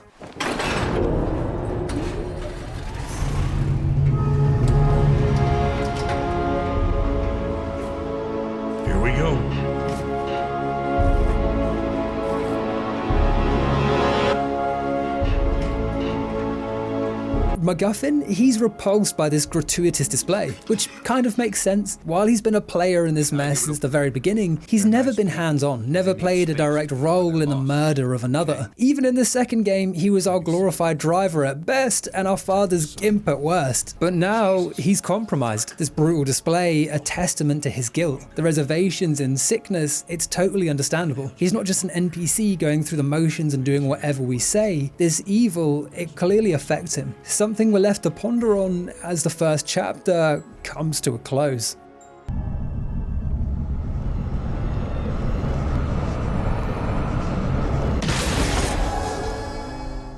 Another day, another murder. And this time, the horseman in question wields a sword and turns people against each other. I think it has someone who is provoking people, sort of arming them to fight against their fellow man. Vague, yes, but there is currently a meeting being held at the town hall, so heading there while everyone's gathered is our best bet. And yes, I checked, the entire town is actually present, their shops and homes all empty, although Mrs. Freeman has, rather dangerously, left the morning fry-up unattended. As you'd expect, with a scaled up open world that's mostly free to explore, what little quality this franchise had left dies off a cliff, then spontaneously explodes. Even the glitches have glitches, most frequent of which is the NPC placement within said world. 1 minute, they're having a nice chit chat at the diner. What can I get you, honey? Next, they're hovering in the air, clipping through the counter. What can I get you, honey? Either that or their animations go off the rail and they literally clip in and out of their homes on repeat.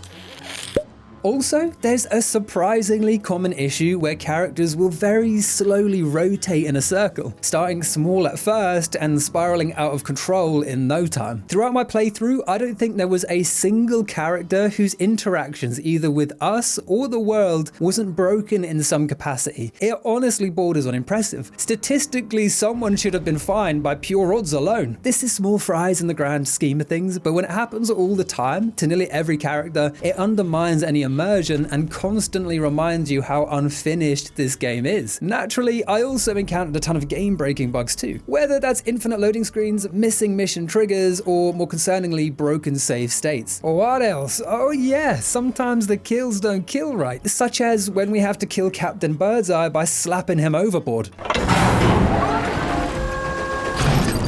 Well, that was awkward. Let me try that again. Ah, there we go. The thing is, none of this was a surprise. These issues were an inevitability. They struggled with quality control on a singular street. How did they intend to pull off a whole town? I mean, in a sense, I suppose there are fewer glitches to showcase here than the previous game. Not because it works better or has more polish, there's just significantly less you can do, which in turn means there's less opportunities to break it. God damn it. I would say that while the third is larger in scale, it has a much less depth than the second game, yet more bugs per mechanical capita. Ultimately, the issue I keep flogging is that this is their third game. They should know their limits by now. Not to mention, for some inexplicable reason, it's a combination of the worst aspects of the first and second game. An empty world and no mechanical interactivity or player agency. I think you should eat and then change into something more appropriate. A man chooses, a slave obeys. The most spontaneous fun you can have is deciding what outfit you'll wear at the start of the day. And again, hitting the fans with a shucks, guess we bit off more than we could chew for a third time in a row is a kick in the teeth. So yes, I am giving the game a hard time because clearly no one in the studio's leadership team are willing to. Sorry about that. In any case, we head to the court, arriving to ear-shatteringly unbalanced audio. And he is no longer able to fulfill his duties as postal employee. Is that correct, Mr. Morgan? That is correct, Your Honor. What's worse is that we discover jack shit here. Gabriel and the defendant plead their cases to the judge, who in the end repeats the same one line ad infinitum. These items include a box of light bulbs, a notepad with 2 different handwritings. These items include a box of light bulbs, a notepad with 2 different handwritings. On my first playthrough, I had assumed this area was just broken. Everyone's gathered here, it tells you to head there, and you can walk around looking for any leads to no avail. Turns out the halls are another red herring. We need to randomly explore the town again to find our next clue. Although in fairness, the critical thinkers amongst you might connect the dots. If Gabriel is in court, then that means his house is free. Wait, what about the affair? Flying over, we discover his home in ruin, or boarded up and seemingly abandoned. Opening the door, we step inside, passing the decrepit hall and into the living room, discovering a sea of mad scribbles on the back, at the center of which is a familiar-looking weapon. Our uncle's ceremonial dagger, one we plunged into his back many years ago. It's also accompanied by an interesting remark. A dagger can kill devil? Bro was running out of crayon with that one, I guess. Had to cram it in real quick. But this does raise the stakes. This dagger isn't just a myth. It's very real and very wedged in our very dead granddad's back. You dirty little fucking... At the center of the room, we also find a set of keys. Keys to the church's basement, which is where we head next. Descending to discover a statue of an angel wielding a sword. That means the priest is our next target, and it's good timing too, because communion hath started. There's only one slight problem. That tricky devil God is up to his usual shenanigans, blocking us from entering his hallowed ground. Figured I'd find you here. It has to be all the crosses that are preventing your entrance. The 3 small crosses we can turn with ease, but the one on the roof is bolted down, which means we need to find a wrench. And where are we likely to find that? Enter our Lord and Savior, Moist Critical, aka Charlie White. Or is that the other way around? An internet legend playing the role of snide teenage mechanic. Oh, hi, it's you. I can't talk right now. Busy building here. He was also attending the party at the start of the game, but I didn't mention it there because he had no interesting lines. Fart? Strike that, he had one.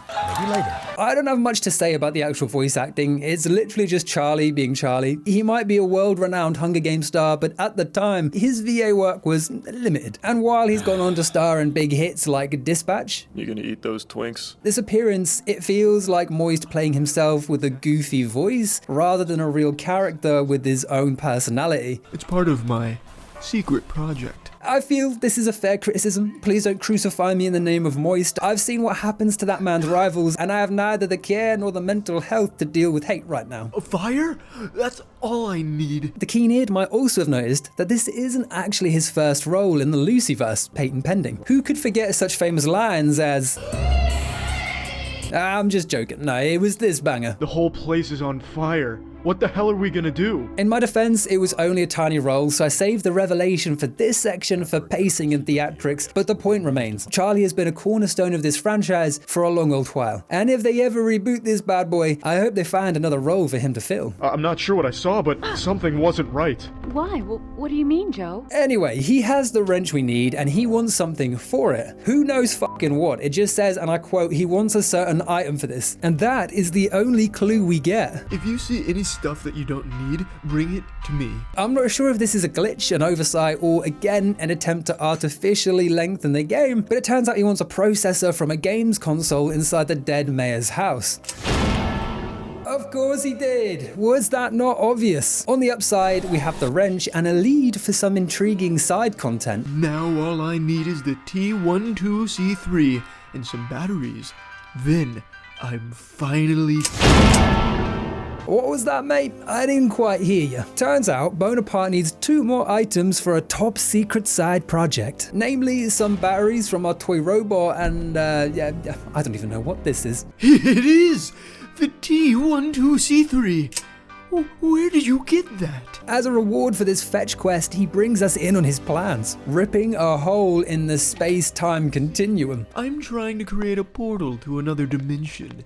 I'm pretty sure that if I create a magnetic field powerful enough, directed to a certain direction, it's gonna eventually bend the space around it and rip a hole in the space-time continuum. Of course, there's only room for one interdimensional being on this block, so before he can see his genius realized, we crank up the power and squat the bugger.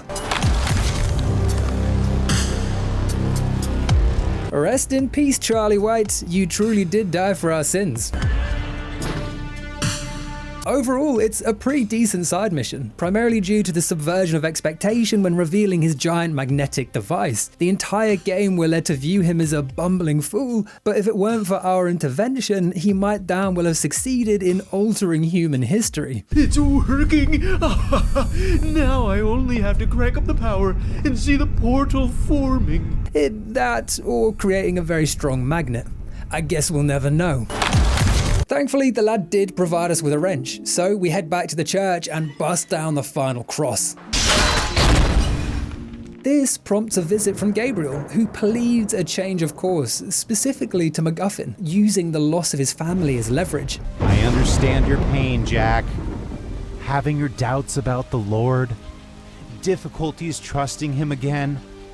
You will have to understand that sometimes some things cannot be helped. Not everything that happens is his will. You were easily chosen to shepherd this boy. Are you really so blind? that you cannot see how it was all decided for you long ago. It's a direct appeal to his humanity, a Hail Mary that might help Lucius see the light. Fuck him. Oh, never mind. Stay away from that guy. Also, the cutscene they use for his wife and child dying is unironically used later when we kill the town doctor by making him crash. Clearly, they need to install a barrier there. That shit is diabolical. Heading inside, the preacher's spitting straight fire. The evil is wicked and finds our sins. Through our sins, he will take control of us and feed on the weak. Which gives us all the time we need to set up our murder, and this section is a joke. Possibly the worst pre-kill task in the entire franchise. It's literally Lucius running around being a salty little bitch, knocking over books and pulling down banners. It's like pulling teeth if that could also somehow be dull. But the real kicker comes when we use our possession powers to force the town nonce to knock over a cross, and I'll just let the scene play out.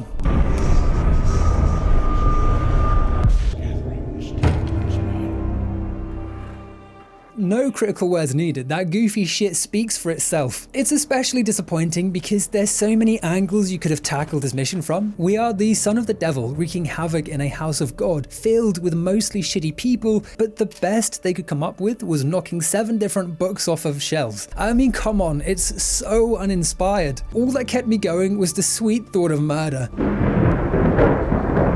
And when it turned out to be immolation, I was excited. A throwback to the first game, an ability that's been with us since the start. Oh, we had the ability to throw fireballs in the first freaking game, and that was universally panned for being too rigid. It's insanity. But I promise you, this is the last time I'll mention the power downgrade. I think you get the point. For now, it's time we make some DFP, Demon Fried Priest. No, please. Please.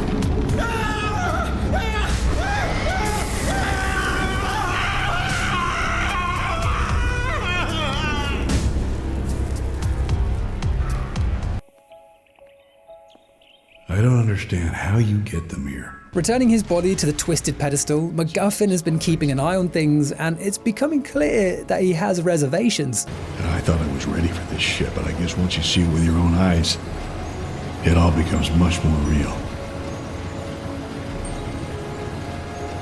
I need a drink. Perhaps it's the extreme violence he's bearing witness to, or maybe it was the remarks made by Gabriel. Either way, if his loyalty is wavering, that puts him in danger. Our own biological parents were no love loss, let alone a surrogate. There can be no cold feet when hells are rising. Fucking hell. The following day is pure filler, although it is redeemed by having potentially the most deranged kill as its reward. You will all be prosecuted for this. After some mooching about, our target turns out to be Judge Jackson, and exploring his home, we discover a secret locked door in his living room. To open it, we need to search around town and find a Latin phrase to decipher its password. That's a sentence on a different language. Maybe Latin? As a character, there is a surprising amount of depth to discover by searching his home. Namely, that he was deeply involved in the occult himself, having turned to evil after his father was relentlessly harassed by the KKK. Lucius himself even coming up with the banger line, "If you fear the burning cross, why not turn it upside down?" Also, it's kind of implied here, with no additional context, that the judge might have had an intimate relationship with our grandfather, Fabius. What's really going on, Dad? You don't know shit, and don't ask. Regarding the Latin fetch quest, none of it is interesting aside from one part. Heading to our old burnt down estate in the hopes of finding a Latin dictionary. It's an instant blast of nostalgia, punctuated by flashbacks from our time there. This is what Requiem wishes its RPD section was like. It just lacks the richer lore of Lucius. Overall, it's a great area, a reminder of the chaos that unfolded many years ago, except in Leon's case where it was a PTSD-filled nightmare. Jesus. For us, it's pure, blissful remembrance. Lucius! You scared me. Also, one thing I can't fault is the game soundtrack, which delivers banger after banger. You have tracks like Lucius Wants Even More by Johannes Aikio. Melancholic, mysterious, often played as we unearth the town's buried skeletons, a track that almost reminds us that the journey truly is coming to an end. Then there's The Dark Has Ways. Intense, dramatic, much like the distorted percussions of the Hannibal franchise. And how about The Sultan? It's mischievous, almost reminiscent of the less serious vibe of the first two games. And finally, we have Deathbeat, which plays every time you get a kill.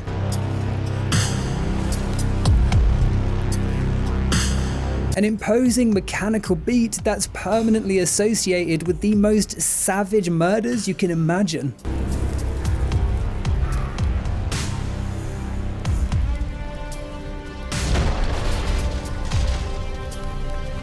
Each track is so unique and memorable. Johannes has done an outstanding job, and I hope he finds more work within the video game industry because he clearly has an ear for thematically impactful music. Music that not only serves its purpose thematically, but also subconsciously imprinting the overarching story it's trying to deliver.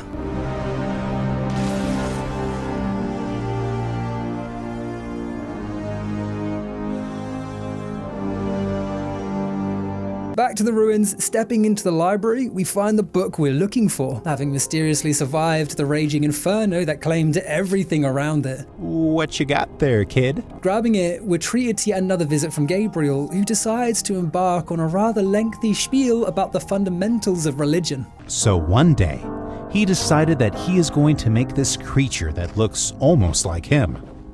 This creature had wings, but no gender. Most of it is useless context. I feel like we already have a decent idea who Lucifer, God, and Jesus are by this point, and this is something even the devs seemed aware of because there's an achievement for skipping it called "Okay, enough with the monologues," and its description reads, "Skip the long monologue from Gabriel." I can't remember if he actually gave the dagger to someone else so they could use it, or managed to talk one of the followers to double-cross him somehow.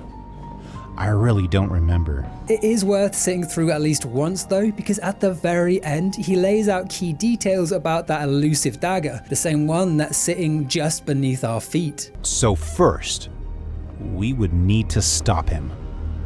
But there's only one thing that can hurt him in this world. A very special weapon.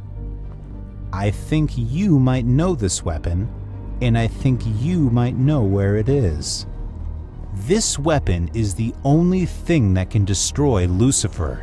So, the ceremonial dagger can kill our father, which might explain why Gabriel didn't kill us back at the start. He wanted us to do God's dirty work. It's not the most tempting offer. As it stands, we have nothing to gain and everything to lose. So for now, we're sticking with the plan. Well, we shall see if we can still change your mind.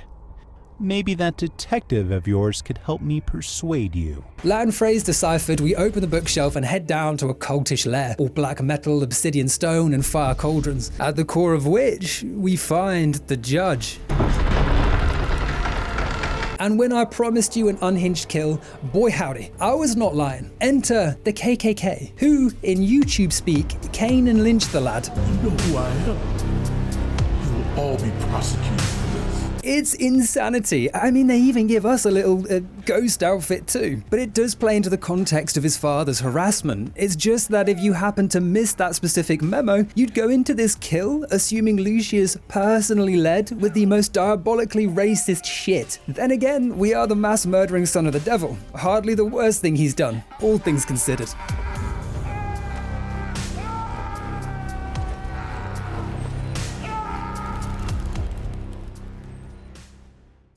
Mission concluded, we reconvene with McGuffin, where he outlines our next horseman, Death. Guess this next one needs to be a murderer. I don't think there's anyone like that here. There really haven't been any homicides in the area in a long time. According to him, we need to find a murderer. A slight stretch, granted, but a challenging one, because there hasn't been a death here since that fateful night. Scene, a car driving, night. Enter stage, McGuffin, from bushes, causing wife and child to swerve off the clucking cliff and explode.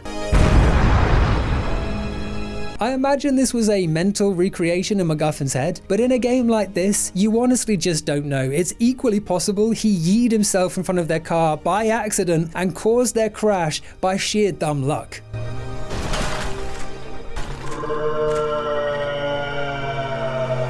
We're hunting the fourth and final horseman now in what's perhaps the best chapter of the game. As McDeadwife said, we need to find a killer, and the only person likely to have a lead is the chief of police. How are you doing with the other case? Which one? The girl. Oh, yeah. There was a girl at the motel, but she didn't quite fit the description. I'm gonna check that again just to make sure. A missing woman, last seen heading towards the motel at the edge of town. Well, looks like we know our next destination. Arriving at the motel by night, we enter the reception to find it empty, only the radio playing out. When the fox hears the rabbit scream, he comes a-running, but not to help. According to the chief, the missing woman came through here, and after looking around, only one room appears to be occupied. It's locked tight, but we can enter the room next door. A room with two very conspicuous looking paintings. And taking a closer look, they're spy holes. A grotesque invasion of privacy, almost certainly orchestrated by the motel's owner. Spying? No, I haven't done anything that Mother wouldn't approve, and Mother does not approve of spying on anyone. And looking inside, we find a woman on the floor counting an enormous sum of cash. You putting this together? The grungy motel, the strange owner, a woman pulling up with a suitcase full of cash? No, I really think we should stay away from each other's business from now on. Well, let's head up to the big house and see if we can't discover the final pieces of this puzzle.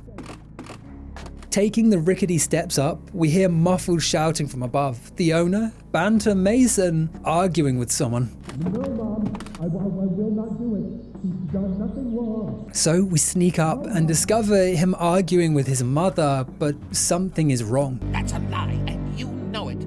She's done plenty of wrong. But why, Mom? Why does she have to die? Can't we let her go just this once? The mother, she's a corpse, and Banter's personality is split, encouraging himself through the guise of his dead mother to punish the woman staying with them. Then you know what to do. Eventually he storms out, walking to her room and sneaking inside while she showers.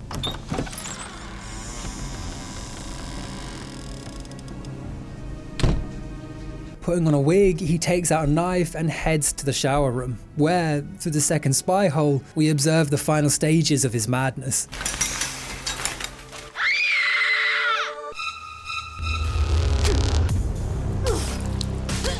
Obviously, I can't show this scene. The woman is fully naked, and not only that, but it goes on for a long old while in an exceptionally violent way. To be honest, I don't know how I feel about it, specifically when all the other kills are so childish and borderline humorous in nature. I have no issue with video game violence in any sense, but there is a thin line between, hey, here's violence, and here's a naked woman being brutalized in 4K. Obviously, the intention is what matters. I can't say for certain what the devs were aiming for here, but there is undeniably a large community online that enjoys video games glorifying violence towards women, and I just hope this wasn't a strange attempt at pandering. Don't get me wrong, there are plenty of gruesome killings. This one just had a much more self-indulgent vibe to it.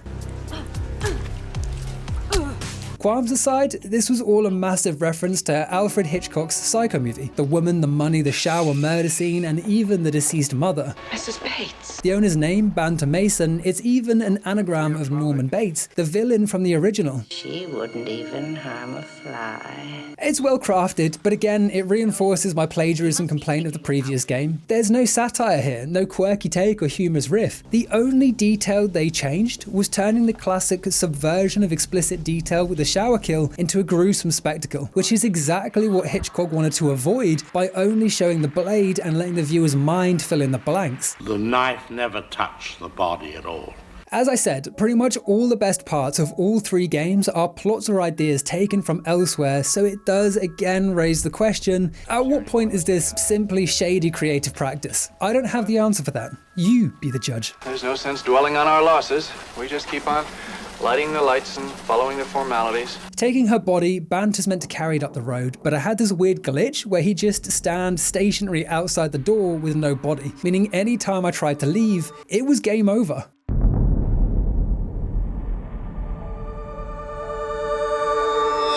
But after a reload, you should catch him waddling up the forest path to the left of his house, and we need to follow the pair without getting caught.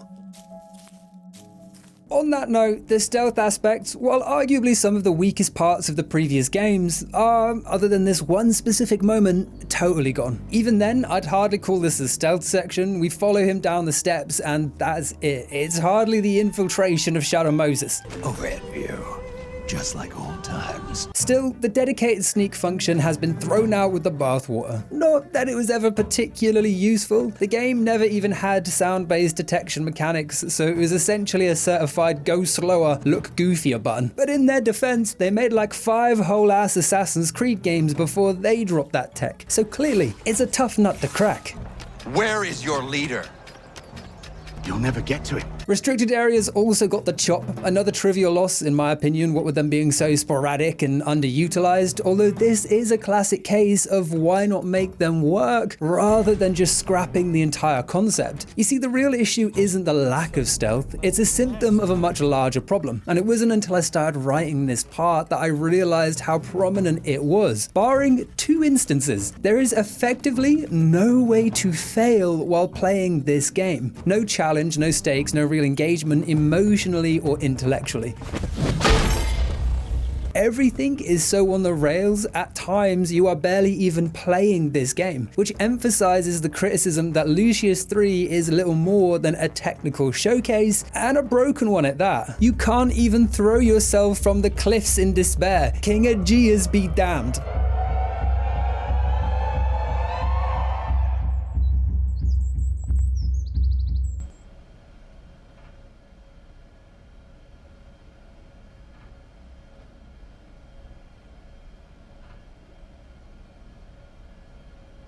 In fairness, that's slightly dishonest of me. I had thought that this was just a soft reset, but it is actually how the game handles death. For example, the glitch earlier after my crowfall. Because of the endless loop, the game somehow thinks I died over 1,000 times in the first hour of a game when nothing happens. You want anything? Coffee? Tea? Beer maybe? No, ma'am, I'm good. This peculiar lack of urgency also reflects in the side missions. Take, for example, the resident drunk James Morgan. You better run, son. Nobody touches my booze. If I ever see you doing that again, I'll beat the shit out of you. Who is also the brother of our deceased head maid from the first game. Where the hell is Trovita? I'm hungry. Clearly, being a piece of shit runs in the family. Oh, what the hell you crying about? It looks like we have to put you on another timeout in the backyard. Get your ass over there. No, Daddy. No, not the backyard. There's a couple of overlapping missions to tackle at this fine estate, the most prominent of which is messing with the big cheese himself. What the hell do you want? You see, he's partial to a little tipple, the tipple in question being an entire bottle of Henny. He's watching, I don't know, NASCAR, I assume, and we need to distract them. To what end, it's not clear. This is another one of those going through the motion moments because, as it turns out, he's not even our target. We fry his fuse box and he goes to investigate, leaving his whiskey on the table. Once I get my money, I'll get an electrician in here to fix these for good. A bottle that's permanently attached to his model, because despite leaving a cologne on the table, it never detaches from his hand. It's in his hand while he's looking for it. What? My bottle? Where did I? Oh, that boy better not touch my bottle. And it's in his hand while he beats his child for stealing the whiskey he's currently holding. You better call the doctor, Sam. Looks like your brother had another accident. Might need some stitches. With Derek injured, the town's doctor is called out, one Dr. Louis Green. Hello, Dr. Green. Yes, it's Samantha Morgan again. This fellow, it turns out, is our target, who after taking the call leaves his home, drives over to Derek, and then the game just resets, and we're back to square one. You can destroy the breaker and pour away his whiskey over and over, and the doctor will do the same trip, and the child receives the same beating. Clearly, we're doing something wrong, but as I've said, the game hasn't bothered to implement any mission over or game failed mechanics, so instead it soft resets without giving any indication where we went wrong. It's awful. Looks like your brother had another accident. What we're meant to do is head miles down the road and using cable clippers we got from the mechanic, unravel and spread barbed wire across the road, causing the doctor to crash when he drives out. Is this keeping a low profile?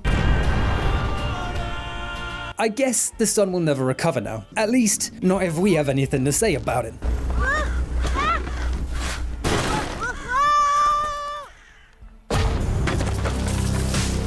Only one target remains, the poor unassuming daughter, and checking the backyard we find an abandoned well with planks covering it. If only we could find a way to lure her in. I personally found this part to be fucky beyond belief. You can literally angle yourself in such a way as to make her dash across the broken well, but nothing will happen because this game is as rigid as a text-based adventure. You're it.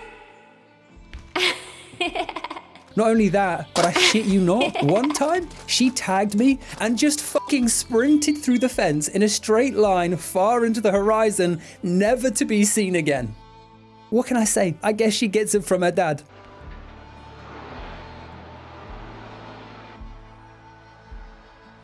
Back to the well, the solution is painfully simple once you know what to do. While being chased, we have to jump over the hole, an ability I forgot we even had until I was required to trigger this fall.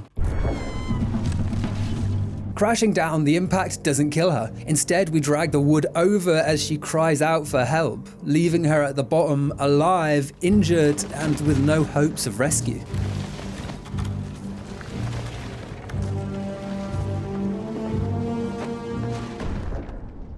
It's brutal and probably the least deserved kill in the entire series, made all the worse by the knowledge that we've killed the doctor and both children, but for some reason left the abusive piece of shit dad alive. We've killed bad guys before, Lucifer. Let me kill this guy. Also, the daughter's name is Samantha Morgan, the same name as the antagonist of the American Ring movies. Cindy, the news is on! Another little white girl done fell down the well! A tragic character that also met her demise at the bottom of a well. It's a great little Easter egg you could easily miss. Get up, you little ugly bitch! Back to the dead lady, she's being carried up the road and we follow a few paces behind until he arrives on the outskirts of a local graveyard, the remnants of his previous work on full display. Several unmarked graves, all victims of this murderous motel. Back in the hotel room, it turns out maybe his mum is alive after all because someone's cleaned this gaff. Money stacked neatly on the bed and all the blood gone. Also, I can't lie, Chief. I don't know how you pull that peephole shit off. He must be murdering legally blind folk because that painting is not fooling anyone. Mother does not approve of spying on anyone. Once we've done our usual setup, Banter enters, shocked to see us standing amidst his crime scene, and in a moment of sheer desperation, he just stands there, not saying a word until we use our possession powers on him. I mean, the lad's holding a shovel. I thought for a moment he'd swing at us, a throwback to the old fire extinguisher from the first game, but nah, bro shook. And hey, in fairness, Norman Bates never encounters the Antichrist in the Psycho movies, so they had no material to rip off. What were they supposed to do? Write something? We all go a little mad sometimes. Once possessed, we tap into his primal fear, bringing his mother to life in order to take his own, seppuku style.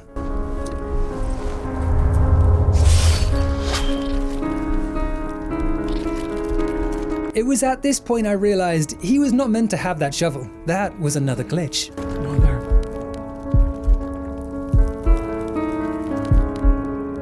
Rest in peace, Banter. Your mother can't hurt you now.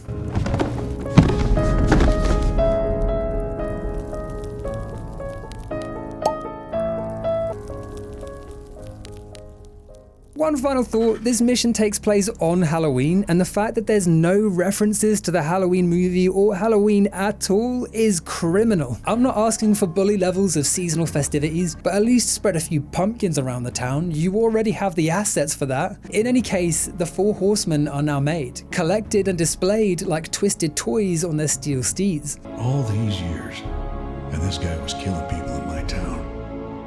I've been thinking, after all this is done, maybe it's time for me to retire. It's starting to be obvious that I'm not very good at what I do anymore. All that's left to do is call out the unholy words, summoning forth a storm of biblical proportions. And for the testimony which they held, they called out in a loud voice, "How long, sovereign Lord, holy and true, until you judge the inhabitants of the earth and avenge our blood?" One powerful enough to cause the remaining town folks to seek refuge at the church. You have a car, right? Yeah, I have my truck. I'll gather everyone I can find and drive them to the church. That'll hold, right? Yeah, that thing's been there for 100 years. Ain't no storm gonna pull it down tonight either. Little do they know, that's exactly where we wanted them.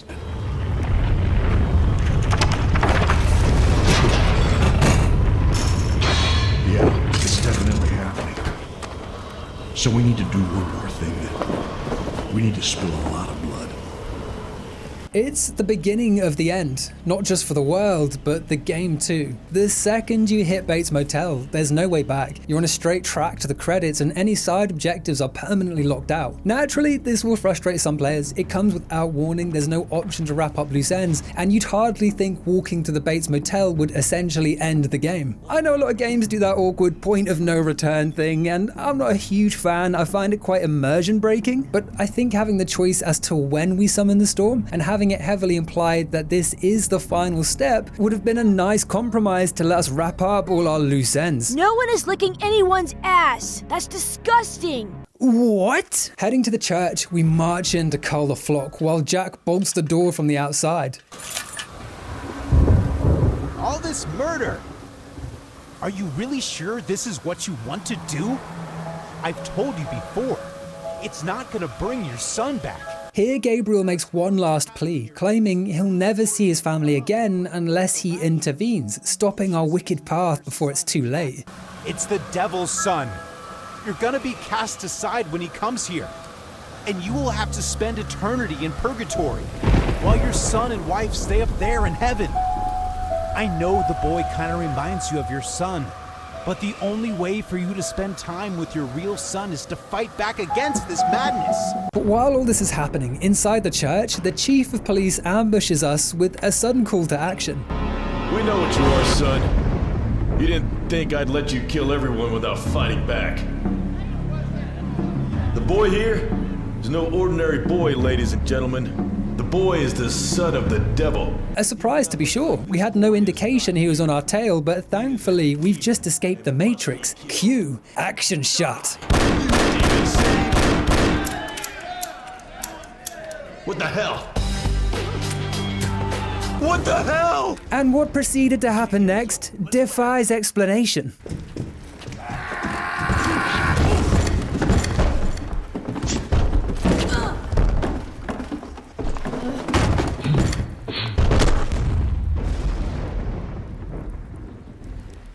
I have no idea what you just witnessed. This is not supposed to happen at all. Normally, we blast the townsfolk as they try and pin us down. What we experienced, I can't even explain.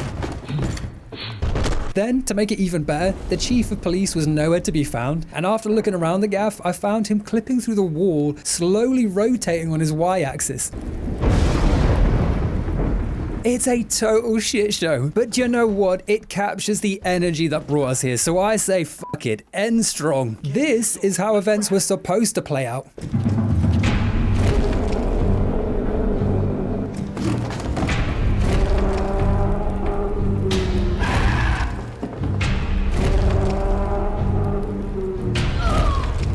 Crowd dispersed, we set our sights on the chief of police, which led to yet another glitch. I'm not supposed to be able to get this close, hence the random teleportation post-frying.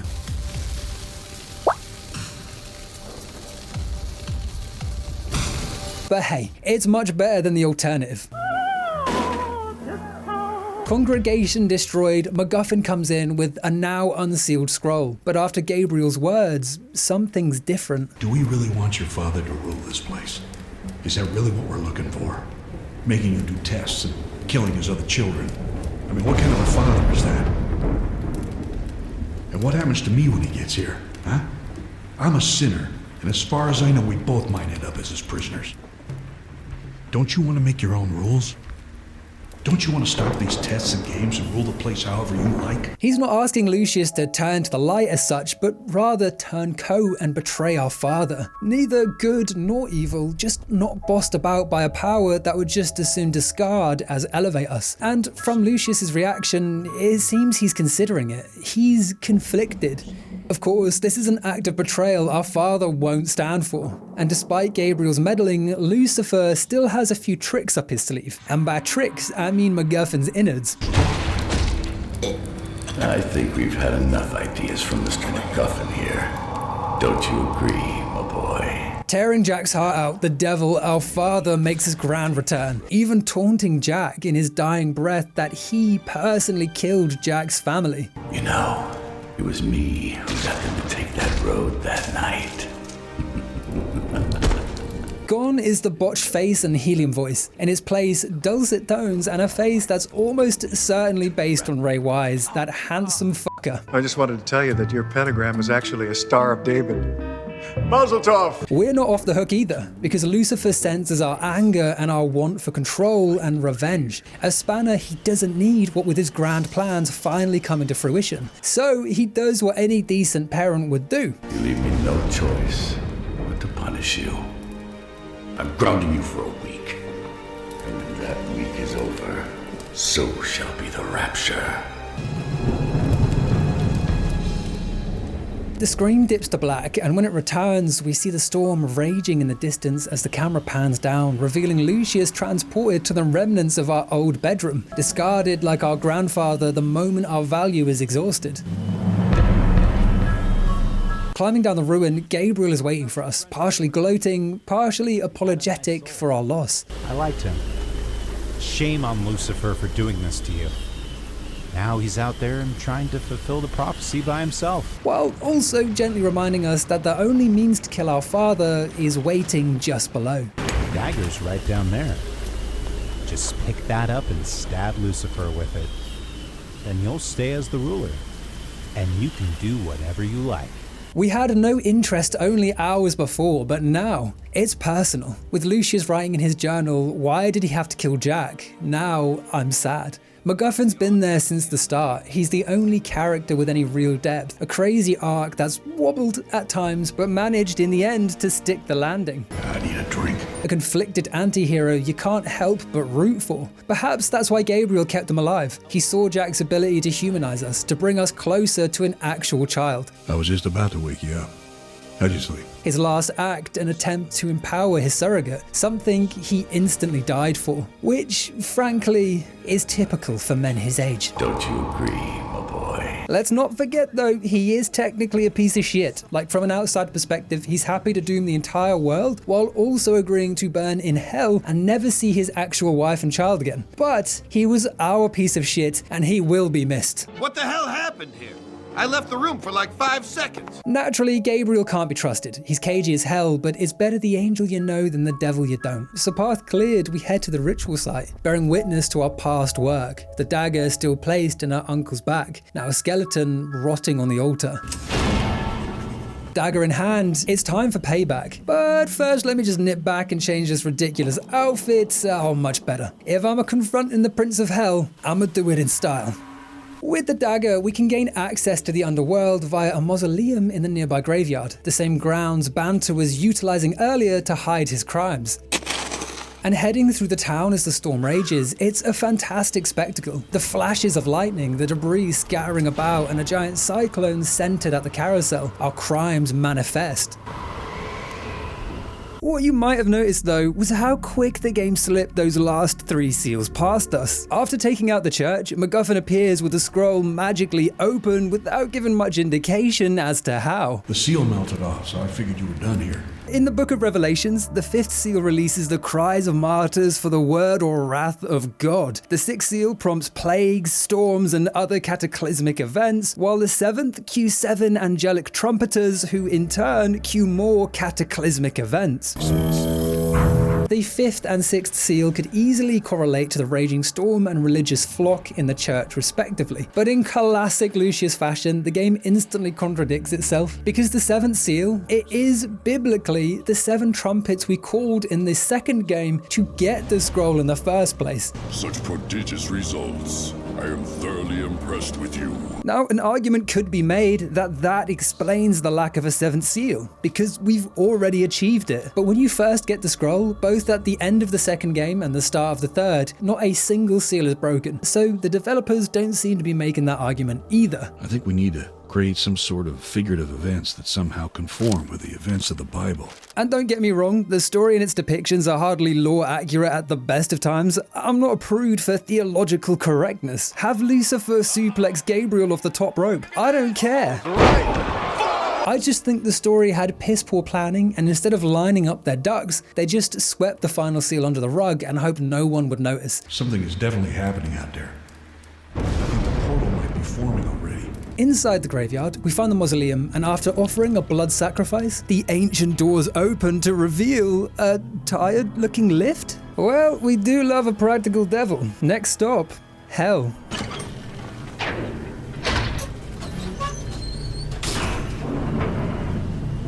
Descending the lift, in a weird touch, there's 9 buttons but only 8 floors, and I had assumed we'd descend to meet our father on the unmarked 9th floor, which would have been a great reference to Dante's 9 layers of hell, what with the 9th being treachery, a frozen lake for traitors with Satan at its core. But the lift stops on the 8th floor. I mean, the 8th layer of hell is for fraud, so maybe it's a joke at the expense of anyone who paid full price for this game.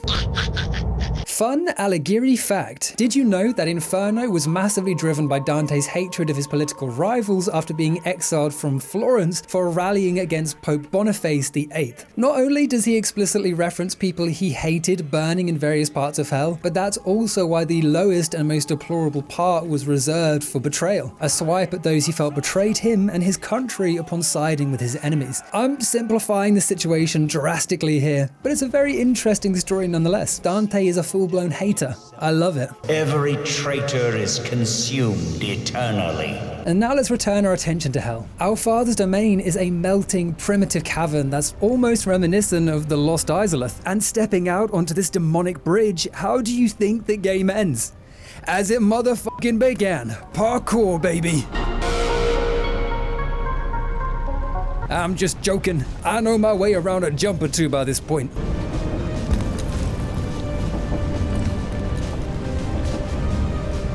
What was even that? Honestly though, starting and ending this game on a mechanic that's otherwise never used and sucks ass is a decision I cannot wrap my head around. That would be like playing Dark Souls just for the final boss to be a typing of the dead style minigame, except the game's AI is dyslexic, so it always fails you regardless. I am. It's only a short section thankfully, but it's about to get a whole lot worse. Descending through a tunnel on the far side, we emerge into a large cavern that's more akin to the traditional 9th layer of hell, which, as opposed to the fire and lava you might expect, is a cold, sparse tundra. Our father's throne of want is sitting at the center. All we have to do is get there via a semi-scripted and excruciating traversal of the islands whirring around it. This section is the worst few moments of gaming you will ever have the displeasure of experiencing. It simply doesn't work. Like, look at this. Oh, screw you, that was 100% on the bridge, don't be an asshole. I mean, you're not even really jumping here, you're just pressing the jump button at a very specific hidden QTE time slot. It sucks. The key issue being that the window for success is scattier than John Paul Larkin. Even if you could easily make the jump, it's not allowed unless it's drawing the pre-scripted time slot, and even then, it might just not work for no reason.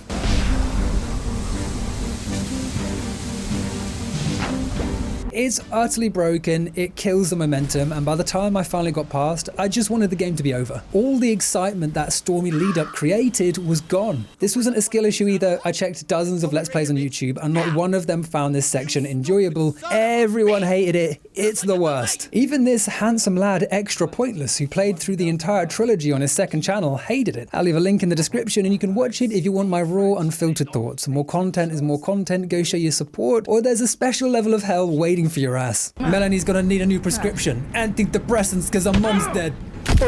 Reaching the center, Lucifer's just ahead, tearing down the fabric of his prison and ushering in the rapture. Struggling to his side, we have a choice to make. Can we really stab our father in the back, both literally and figuratively? We know he can't be trusted, but he is the Prince of Darkness, the evil being that raised us up and gave us our power. Do we really have what it takes to destroy him? I mean, there's no actual choice here. Even if we throw it back an inch from his face, he has nothing to say. So if he's gonna give me the silent treatment, I might as well stab him. Lucius, so it has come to this. Knocking us back with ease, it's clear that we never stood a chance. Even with the ceremonial dagger, we're totally at his mercy. Goodbye, Lucius. It's been a pleasure knowing you. Gabriel! But how? Thankfully, our guardian angel has been waiting in the wings for his time to shine. Sneaking down with us, Gabriel finishes the job, putting an end to Lucifer once and for all, while also making us a bizarre offer. Let's go. Together we'll enter the pearly gates.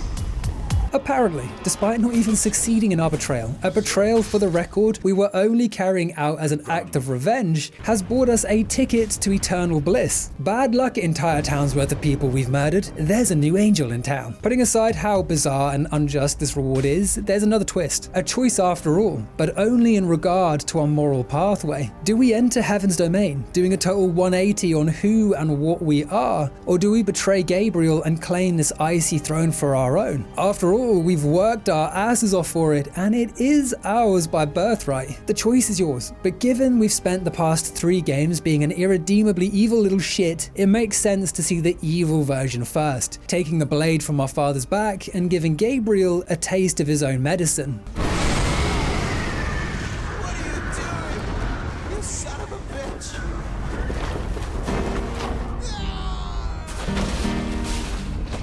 Finally, it's time for a bit of well-earned TLC, punctuated with the first and last glimmer of a smile we'll ever see gracing Lucius's face.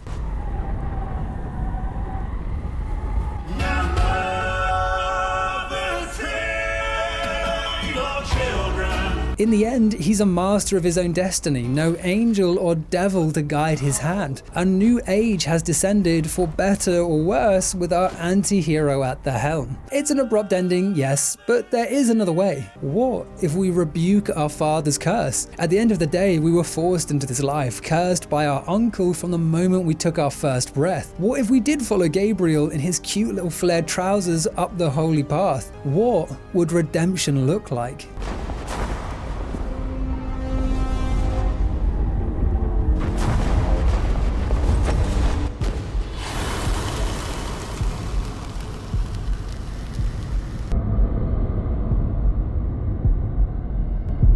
Cela prend d'Avignon.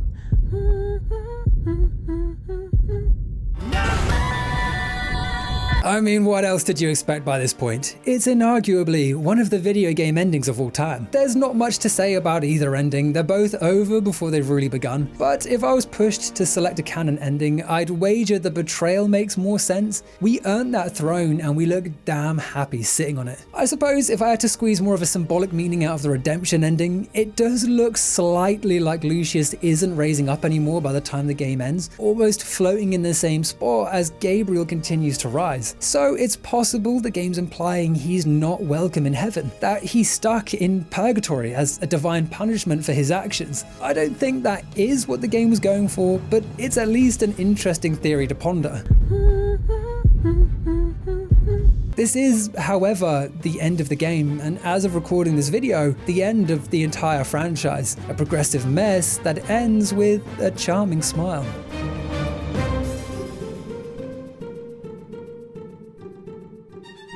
To summarize my thoughts on this game, I find it the most frustrating of the three, not just because of the lack of quality control, but also because there are these slightest glimmers of greatness spread throughout. The townsfolk, the cultish exploration, and the mischievous murders. There's honestly a decent framework here, but it never comes together with any coherency. It's starting to be obvious that I'm not very good at what I do anymore. And it's a fatal misstep that I struggle to rationalize because, as I've already said, they barely managed to make the linear stuff work. How did they think they could pull off a fully open world? It's insane logic. The best I can say is that the kills are still super unique and mostly entertaining. And for some people, that will be enough. In my experience, there's a large community of gamers that will eat shit with a smile as long as the game appears edgy enough. Kind of a sick joke is this? That said, I do feel for the developers, because at the end of the day, they must care, right? You don't make 3 games back to back if you don't give a shit about the IP. Take the overcorrections. Sure, they usually work against the experience, and a more tempered approach is wanting, but this strikes me as a developer that desperately wants to provide the experience everyone is asking for. And I get it, as a creator, I'm guilty of this myself. Trouble is, if you are everyone's cup of tea, then you are a mug, and filtering the good feedback from the bad while also trying not to compromise the core of what makes the creation yours, well, that's a skill in itself, and one this studio cannot seem to master. I need a drink. For better or worse, this series will always have a place in the internet's collective heart, whether that's as a fan watching its progressive demise or as a tween watching your favorite creators have a ball of a time. Its premise is unique, the variations in theme and design are a roller coaster, and despite the pain playing sometimes induces, I have trauma bonded with this franchise, and I wouldn't change that for the world.